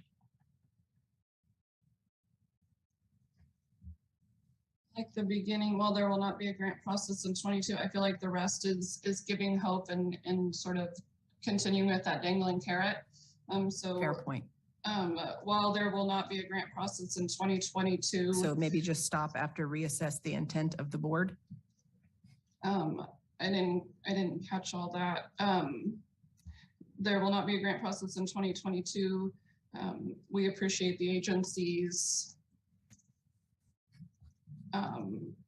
commitment to the process, or to completing the grant process.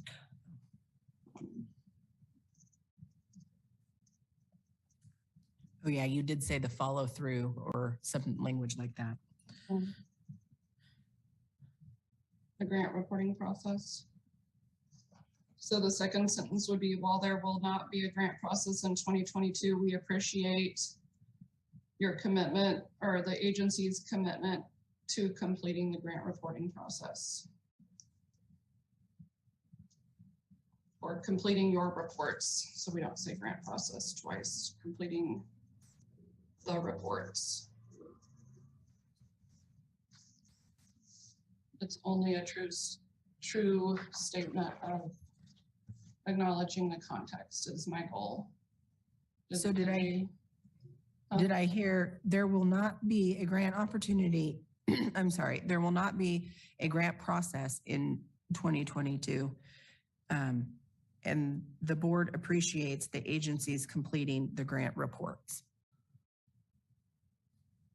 Yes, I had the board appreciates the agency's commitment to completing the grant reports. Okay. But yeah, that's what I have. This is Chris Cohart. Does any other member of the advisory board have any differences in what we've come to? Mandy was so kind enough to help write. Do we want to have, Casey, would you mind kind of reading the statements that we're making here, starting with this specifically? So we know exactly what we're saying in total context. So, sure, this is Casey Toomey. So, and the paragraph will now read, the board reviewed the 2021 annual reports at their March 28, except I don't think that's the right date. Yeah, that's March 18th. So I'll fix that typo. March 18th, 2022 meeting. In general, the board was satisfied with the annual reports. And then it will say, the board acknowledges and commends the efforts of these agencies through the incredible challenges of 2021. There will not be a grant process in 2022, but the board appreciates the agency's commitment to completing the grant reports.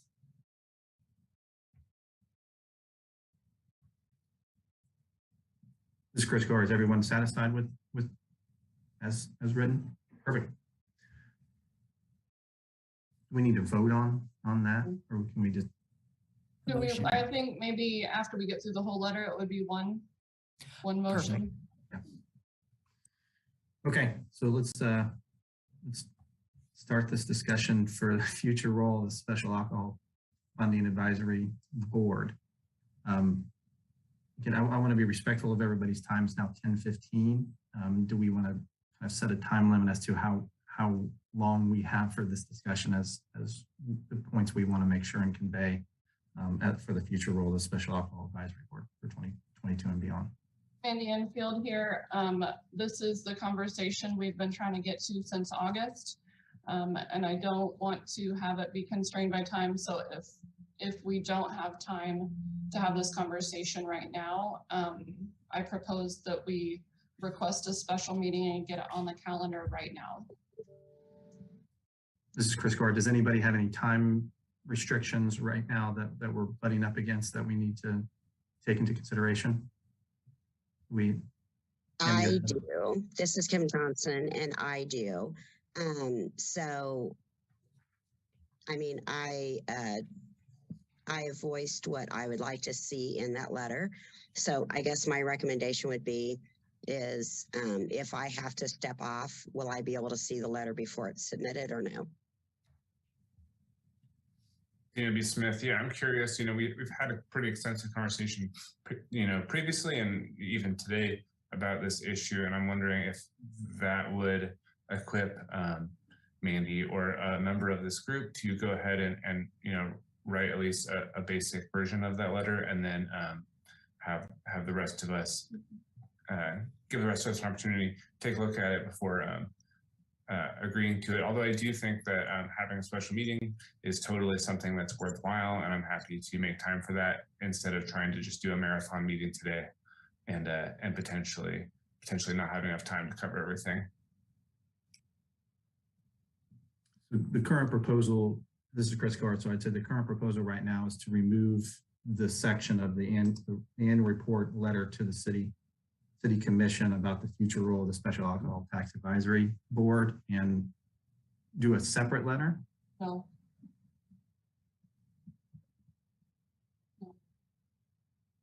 Field here, I like having the role being connected to this official report. This is a communication they receive regularly every year. And I like having this vehicle for our language and our position. And I would say that our next, what I'm understanding our choice is tabling it and scheduling a special meeting, or ahead of Kim stepping off to her next meeting, agree on some bullet points, and then she would entrust this group to refine the language and send it on to Casey. But if we don't approve it in this meeting, I think the only option is a special meeting. And I'm okay with that.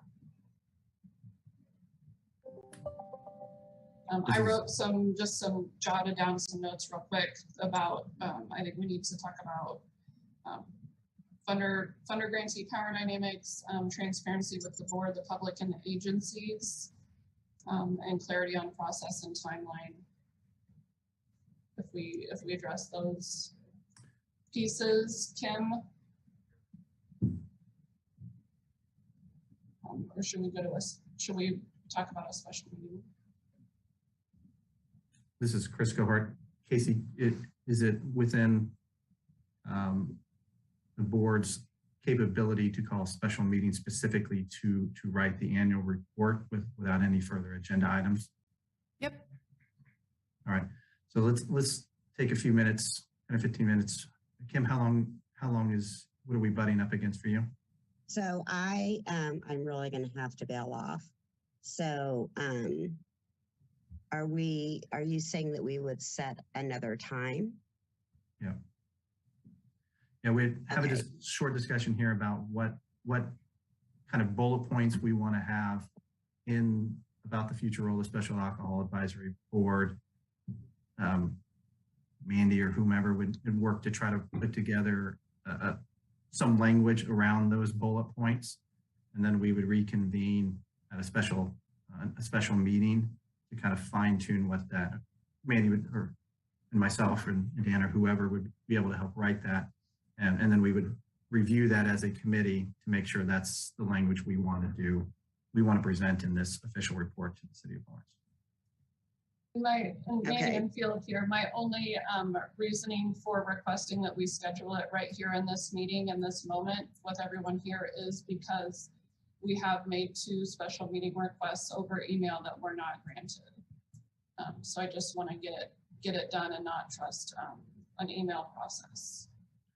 I just want to clarify that it wasn't that they weren't granted. That I know that at least one of them, we were unable to find a time that worked in people's schedules. So I don't want the impression to be that staff wasn't willing to meet with the board.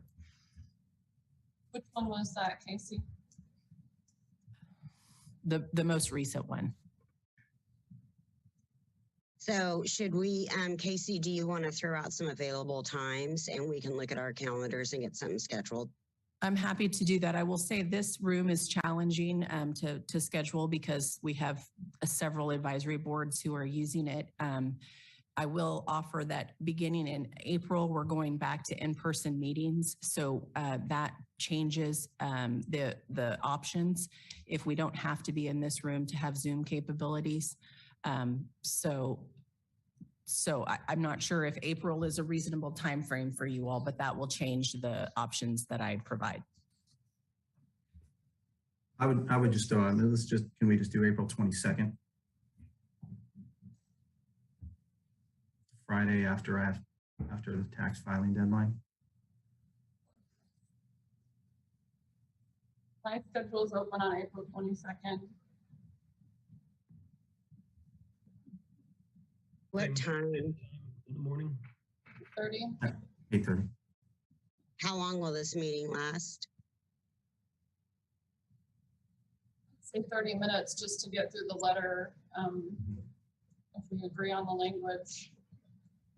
Daniel B. Smith, that time will work for me. And I also just want to be really sure before Kimberly takes off to thank her for joining us and that your contributions so far have been tremendous. Yes, Thank I you. agree. Thank you so much, Kim. Thank Chris, you. I agree. It was very productive. Kim, did the bullet points that you kind of were talking about, did Mandy convey those? Did she sound like what Mandy had mentioned conveys those messages?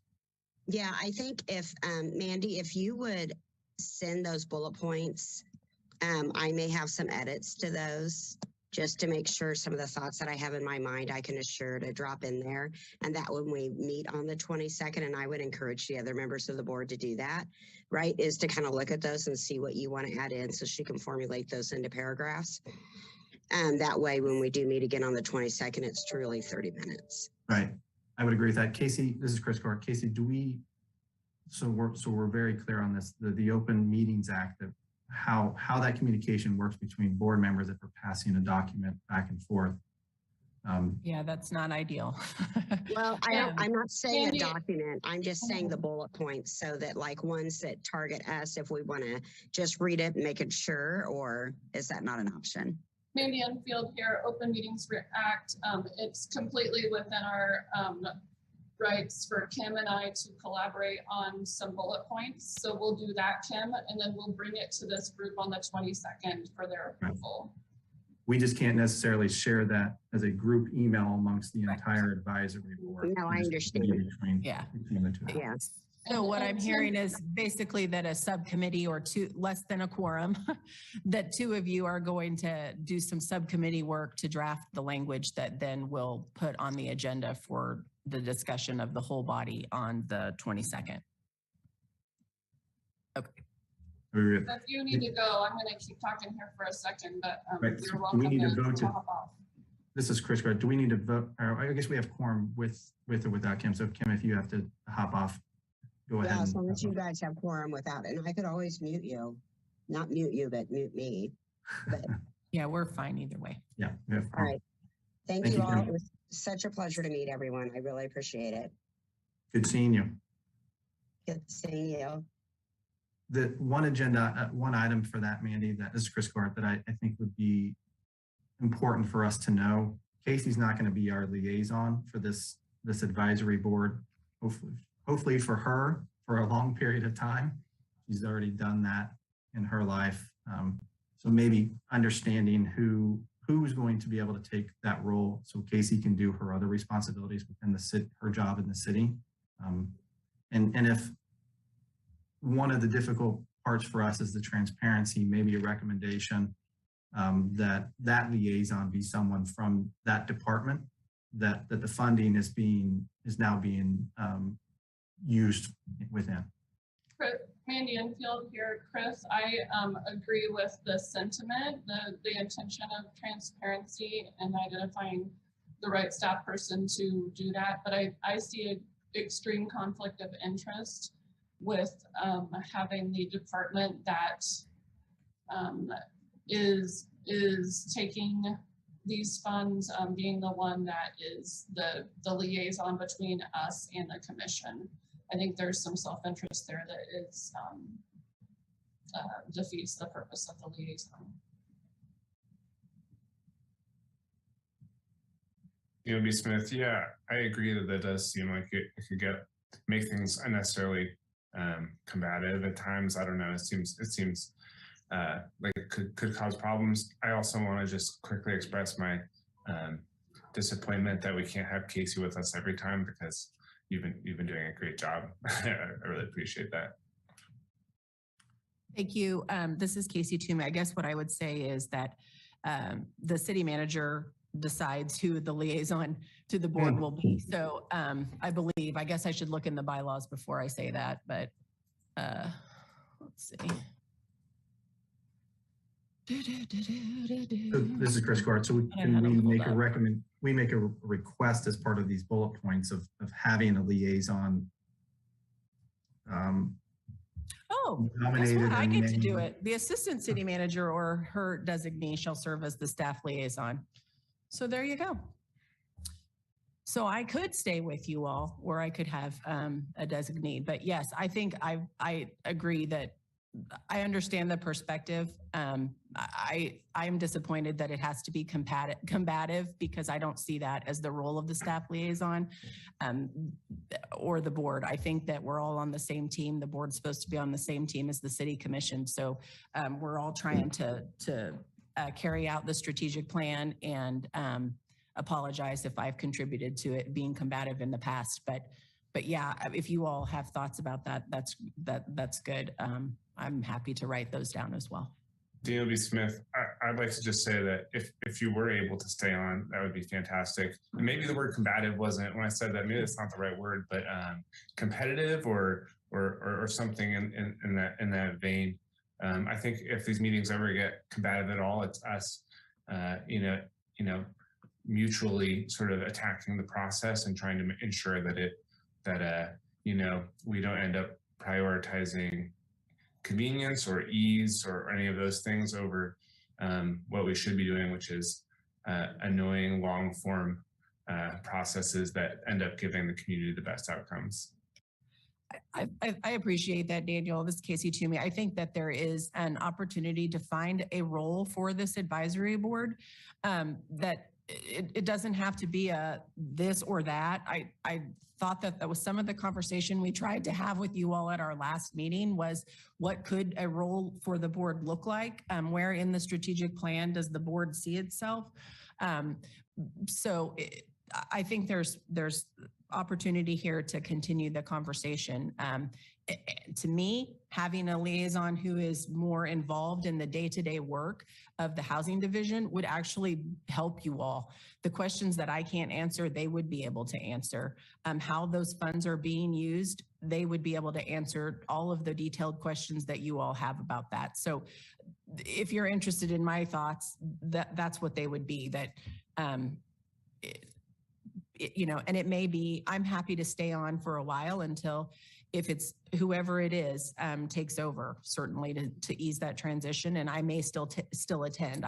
Danielle did most of the work and I just attended to butt in and offer probably not that helpful advice. So, we'll continue to have those conversations at the staff level and make sure that you all have a liaison that's helpful. Mandy Enfield here. Going back to the what you mentioned, the previous conversations about the role of the board. I think if we, as we get into that, and asking how it would align to the strategic plan, putting these specific outcomes and measurements into our role officially, I think that would require an ordinance change. So I would just want to get that on the record, that if we are going to do an exercise in which we think about this board in the context of the strategic plan, that it does not get untethered from an ordinance change, to give it some official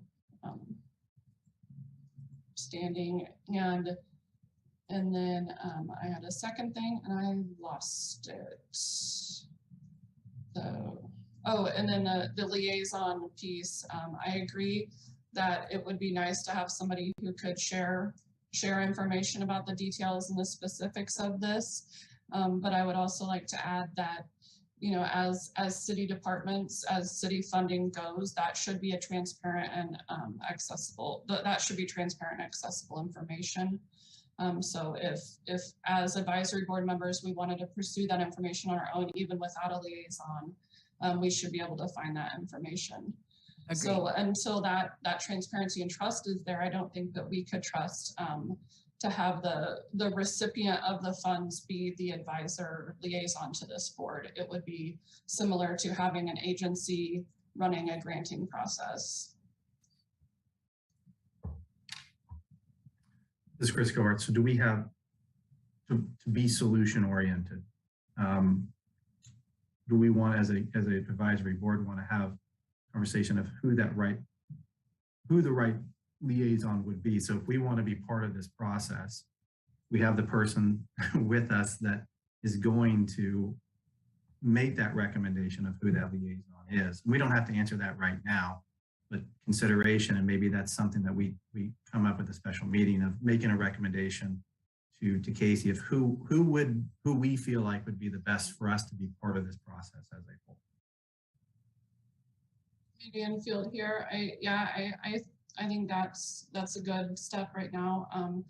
And I would recommend that with the state of our board being a bit precarious, that it remain being an assistant city manager, whether that's Casey or Diane. I don't think the Brandon would be appropriate because he's over like the outside stuff. Who's the other assistant city managers? Is it just the three of you? Correct. So yeah, I'd say Casey or Diane would be our appropriate choices until we feel more comfortable with our role and our relationship with the city. This is Casey Toomey. Again, I'd point you all to your bylaws that it says specifically the assistant city manager or her designee. So I think this is helpful conversation, but ultimately I'm not sure that that it's particularly relevant to the work of this group. Mandy Enfield here. It outlines the duties of the liaison to be in consultation with the chair to prepare the agenda and the order of business for each regular meeting. The staff liaison shall be responsible for recording the minutes, and the staff shall keep the board informed of communications. So it's a very limited role. The other part of the liaison role is what the person who is the liaison happens to know. So, you know, I feel like, I don't know, I probably should just be quiet. I'll just stop there. Mandy Enfield here. I understand, like, yeah, there's a lot of ways within the bylaws and the processes that this board is disempowered, in our opinion. Ultimately doesn't carry weight beyond approving these reports. But I do think these meetings are a vehicle for us to state our opinion, and we were appointed by the mayor as content experts in this area and public representatives, and I think it's important for us to get our thoughts on the record and their justification for those. Okay, so at this point in time, let's take a vote on whether we want to table the completion of the 2021 Special Alcohol Fund Advisory Board and 2021 Annual Report until a special meeting to be called for April 22nd at 8:30. We have a motion for such.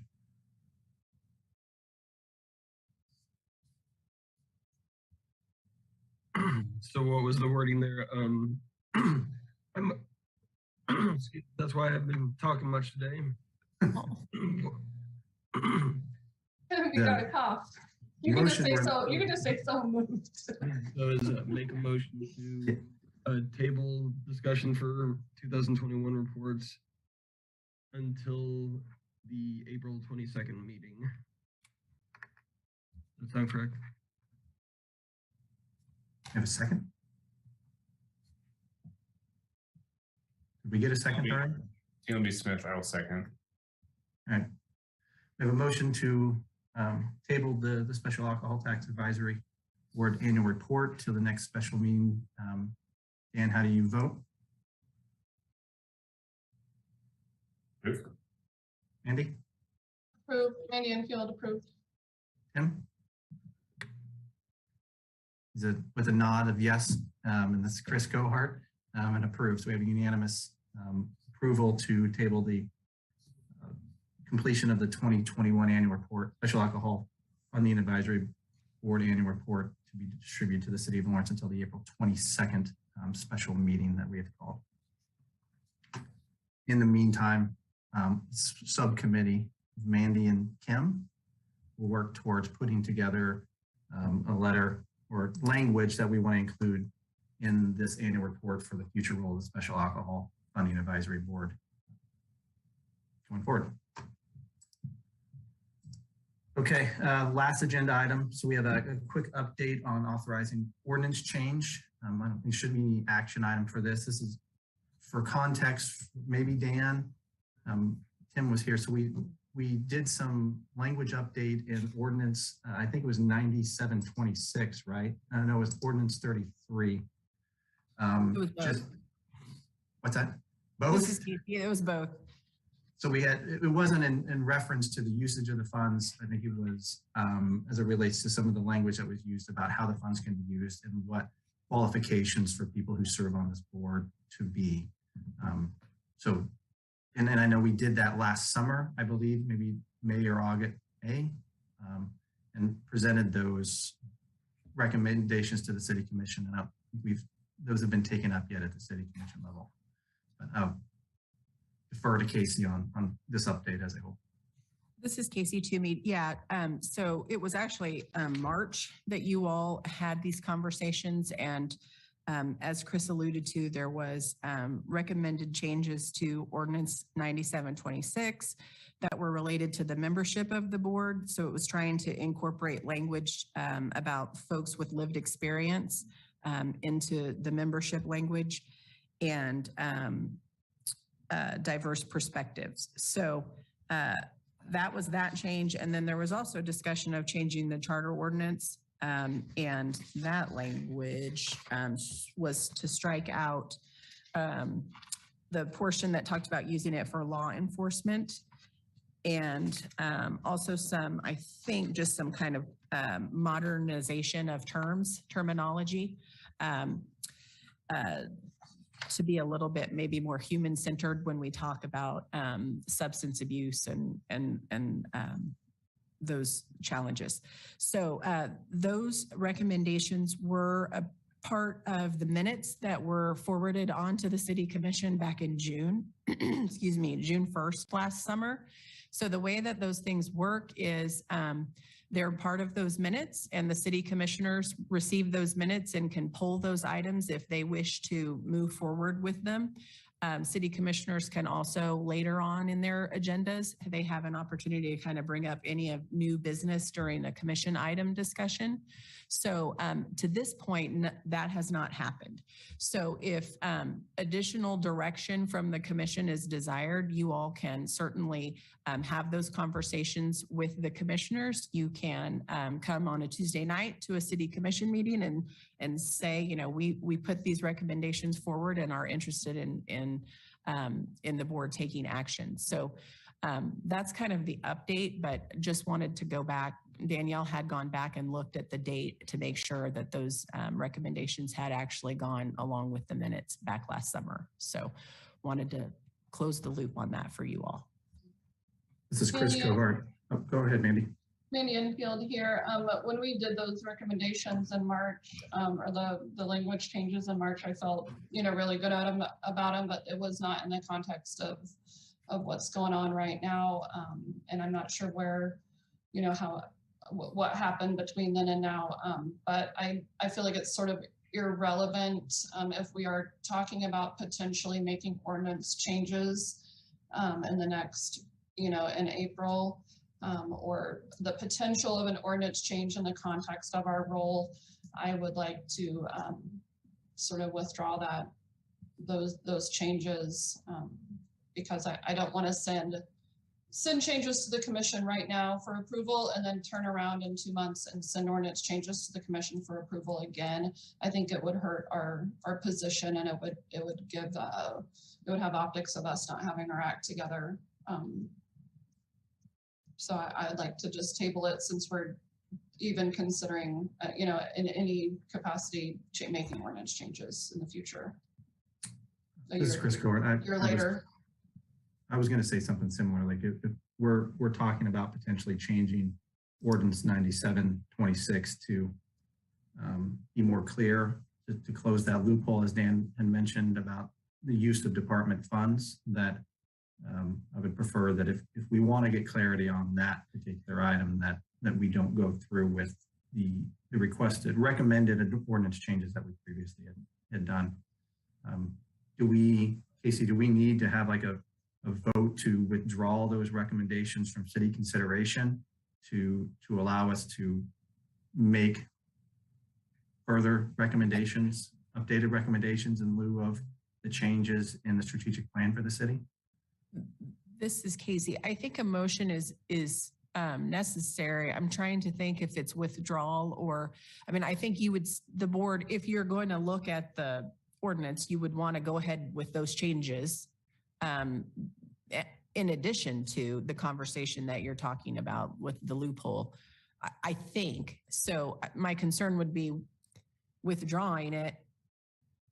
And I don't know if it's necessary to do that, or if you could just say, as previously recommended, we think we need to do these things. And I think that would also be an option. Andy Enfield here. It's my understanding that it never went to commission. Am I misunderstanding? Well, it has gone to the commission. I mean, it wasn't made into a separate agenda item. It goes via the minutes. So advisory board recommendations like this are transmitted to the city commission via the minutes from the advisory board. So those minutes went to the city commission in June of last year. So they have received those recommendations. Now they have not pulled them forward and said, as recommended by the alcohol advisory board, we want to make these changes. That has not occurred as of yet. And it was a year ago. So there's very little likelihood, I would think, that they are going to revisit those or pull them. I don't know that we need to address it. It seems like the ball was dropped, and it would just add confusion to bring it up. And it's a year later and things have changed significantly. But I defer to you, Casey, on city processes and what we have to do according to those rules. I think you make a good point that I think that at this point, it hasn't received any action from the city commission. So I'm not sure that a withdrawal is really necessary and could be confusing. So if you want to just, like I said, incorporate those previous thoughts into whatever future conversation you all have, I think that's a good way forward too. So this is Chris Card. So let's just play this out. So if the April 22nd, we come up with some language for section 3A under ordinance 9726, we would make that recommendation in those minutes, and that specific recommendation would be sent to the city commission, or that recommendation and all the previous recommendations will again be sent to the city commission as part of the minutes of the special meeting on April 22nd. This is Casey Toomey. So in the past, we've kind of made a distinction between the annual report, since it is called out in the ordinance creating this board. We have placed that as its own agenda item on the city commission agenda. So per ordinance, blah, blah, blah, here is the annual report from the special alcohol board.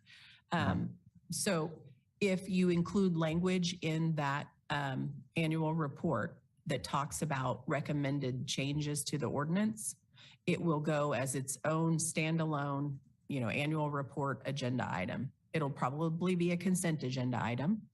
And again, the commission can pull it off to talk about it, or they can approve it, or receive the report. I think the action item for annual reports is receive report. That's not the same as them approving the recommendation, but it would be communicating that recommendation. If you want to request them to take action, that would be the language you could put in your annual report. It's up to the city commission whether or not they take that action. Is that helpful? I'm trying to be transparent. So this is Chris Gore. It seems to me that the best chance for us to receive some action without something further would be to include these recommendations, whether it's the March recommendations of last year and the current recommendations as part of our 2021 annual report is what I'm kind of hearing. This is Casey Toomey. I think you're on to it. Okay. Well, I think I like the idea of that being an agenda item that's very clear that whether they still take it up or not, if it's consent agenda, they can still just receive it, as you said. But that feels like we're getting a little further along the process if we can actually be an agenda item with those recommendations.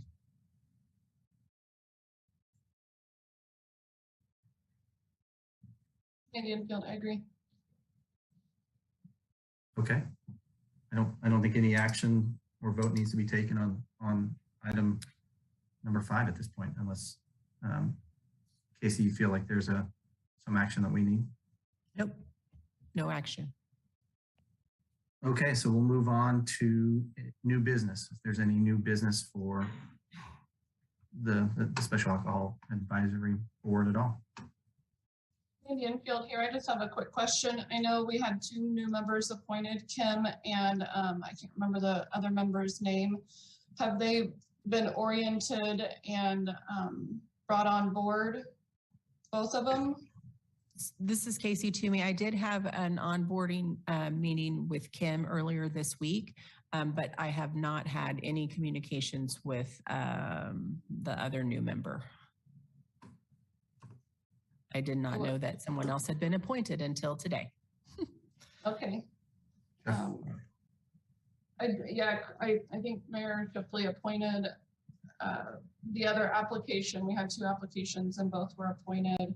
And I just would like to ask that when you do have that onboarding, that it be ahead of the April 22nd meeting and kind of bring that person up to speed, or even recommend that they watch this YouTube. Will do. And I really appreciate getting some new members. That makes me feel a little more empowered. This is Casey Toomey. Jeff Fry is the name of the individual that was appointed.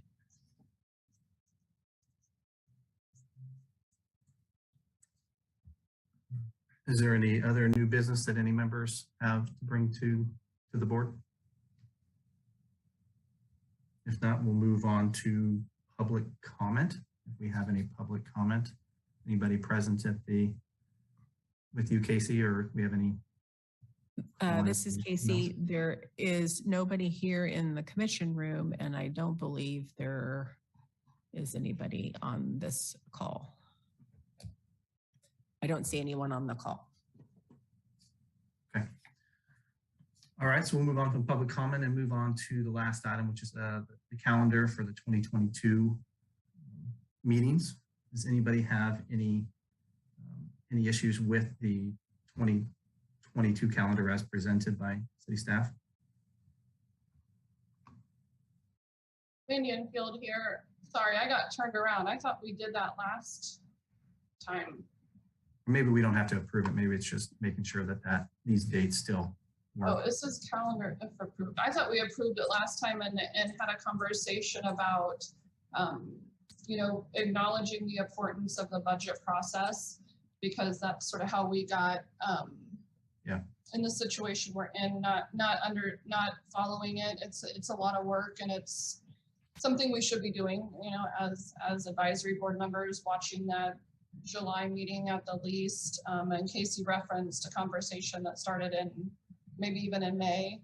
And I don't watch every Tuesday's commission meeting. So I would just like to say we approve the calendar because we don't know what the budget calendar is yet for 2022. And then just have the acknowledgement that we will need to call special meetings or have a conversation between June and September. Because this year it was like July 16th and September 8th or something that were huge budget dates. The agencies and this board should have been privy of. and again, I acknowledge that's something we need to take responsibility for personally and get that on our agenda to serve our advisory role. But it's important to acknowledge in the context of our calendar. This is Casey Toomey. I'm sorry. So is the direction that you want the budget calendar to be part of your calendar? No, I just want everyone that's on the advisory board to know that the budget calendar is important to our work. So if we have a meeting on June 17th, we're going to be ahead of the July meeting that is the budget presentation from the up to the commission. And September 16th is going to likely follow the budget, the vote to approve the budget. So we have a meeting. We don't have any meetings within that those activities. Okay, so understood. If we approve this, and I think, there's what else will we do? We only have 4 meetings a year. It's not like we can have a meeting every time the commission has a relevant topic. That we just as a group acknowledge that we have to be up to speed on what happens in May, June, July, August, September with the city commission and the budget process, and be willing to call special meetings and get those scheduled. So this is Casey Toomey. If it's helpful, the budget calendar for development of the 2023 budget was just on the city commission's agenda. Okay. So the dates are May 10th. There's going to be a policy guidance discussion with the commission. June 14th is when our recommended CIP comes out. July 12th is when the city manager's recommended budget will be presented. July 19th is the date by which we have to notify the city clerk if we intend to exceed the revenue neutral rate, or in other words, that's when we set our maximum mill levy. August 23rd is the public hearing, and then September 6th is the budget resolution adoption in theory. I say in theory because obviously those things might change, but that's the calendar, that's the plan right now. So does that help you figure out where you want to plan your meetings?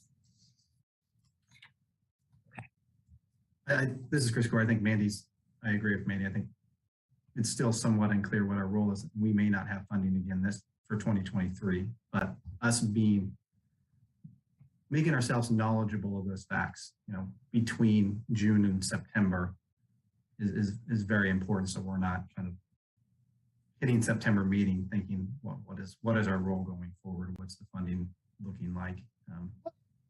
Mandy Enfield here. What would you all think about just adding to our official calendar an optional meeting? Let's see, what would that Friday be if we stick to Fridays? Because who has anything going on Friday mornings at 8:30, right? July 12th is the big one. What if we scheduled a tentative optional meeting for July 15th? That'll be between the 12th and the 23rd for the public hearing. An optional meeting on the 15th or even 22nd, I think would be fine. That would be on our calendars, but we don't have to move forward with it unless necessary. And avoid doing communications and violating Cora and reaching out and trying to schedule during the budget process. It's really busy, especially for Casey, because you do all those spreadsheets. This is Casey Toomey. If the thought is that you all want to weigh in on on a change in the way that the funds are allocated, the 12th is probably too late. I think the city manager's recommended budget is where that will be discussed. So if it's helpful to you all, Okay. I think, sorry, I'm trying to navigate between too many screens here, but I think a May or a June meeting would be helpful for that conversation to happen before the manager's recommended budget. Mandy and Field here, Casey, would you say if we had a meeting ahead of the city manager's recommended budget presentation on the 12th, would we have access to that information? Because my goal is to be informed. It's not any specific action. It's just to have the information. I think that the May 10th policy conversation at the city commission level will inform the manager's recommended budget. I think our thought now is also that we're planning some other public engagement in that May-June timeframe. So those things to inform, again, the manager's recommended budget. So I think if you had it after May 10th, you'd be informed by what the policy conversation at the city commission level was. I'd also encourage all of you that May 10th meeting might be an opportunity to be at that city commission meeting and elevate this issue to the city commission as part of the public comment or conversation about this agenda item, if that's helpful. This is Chris Gort. So we're talking, we have one currently scheduled for June 17th. So that might work. I like it. We just need to know that for us internally, that part of our discussion and that agenda item is going to be budgetary discussion. And we have that we're going to approve the board 2021 annual report as part of this calendar. That was a placeholder. I think historically that's kind of been the calendar that it's rolled out in. But if you all weren't able to approve today, we thought, well, that's your next scheduled meeting. But obviously, we're going to have a special meeting, so so that won't be needed. So can we remove that from this so that the public understands? Yes. Perfect. Okay. Well, I think we're at the end of our agenda at this point in time. I appreciate everybody's time and opinions and thoughts. It's all great conversation. So unless we have any disagreement, I'd move to adjourn the Special Alcohol Advisory Fund Board, never say it right, meeting. Make a motion to adjourn. I will second that. All right. Do I have to take a vote for that? Yes, I'm sorry to tell you. What's that? Yes, I'm sorry you do. Okay. We have a motion and a second. Dan, how do you vote to adjourn? Daniel B. Smith, I approve. Andy? Field, approve. Tim? Approved. And Chris Gort, I approve. So we're adjourned at 10:56 on March 18th. Appreciate everybody's time. Thank you all. Thanks, everyone.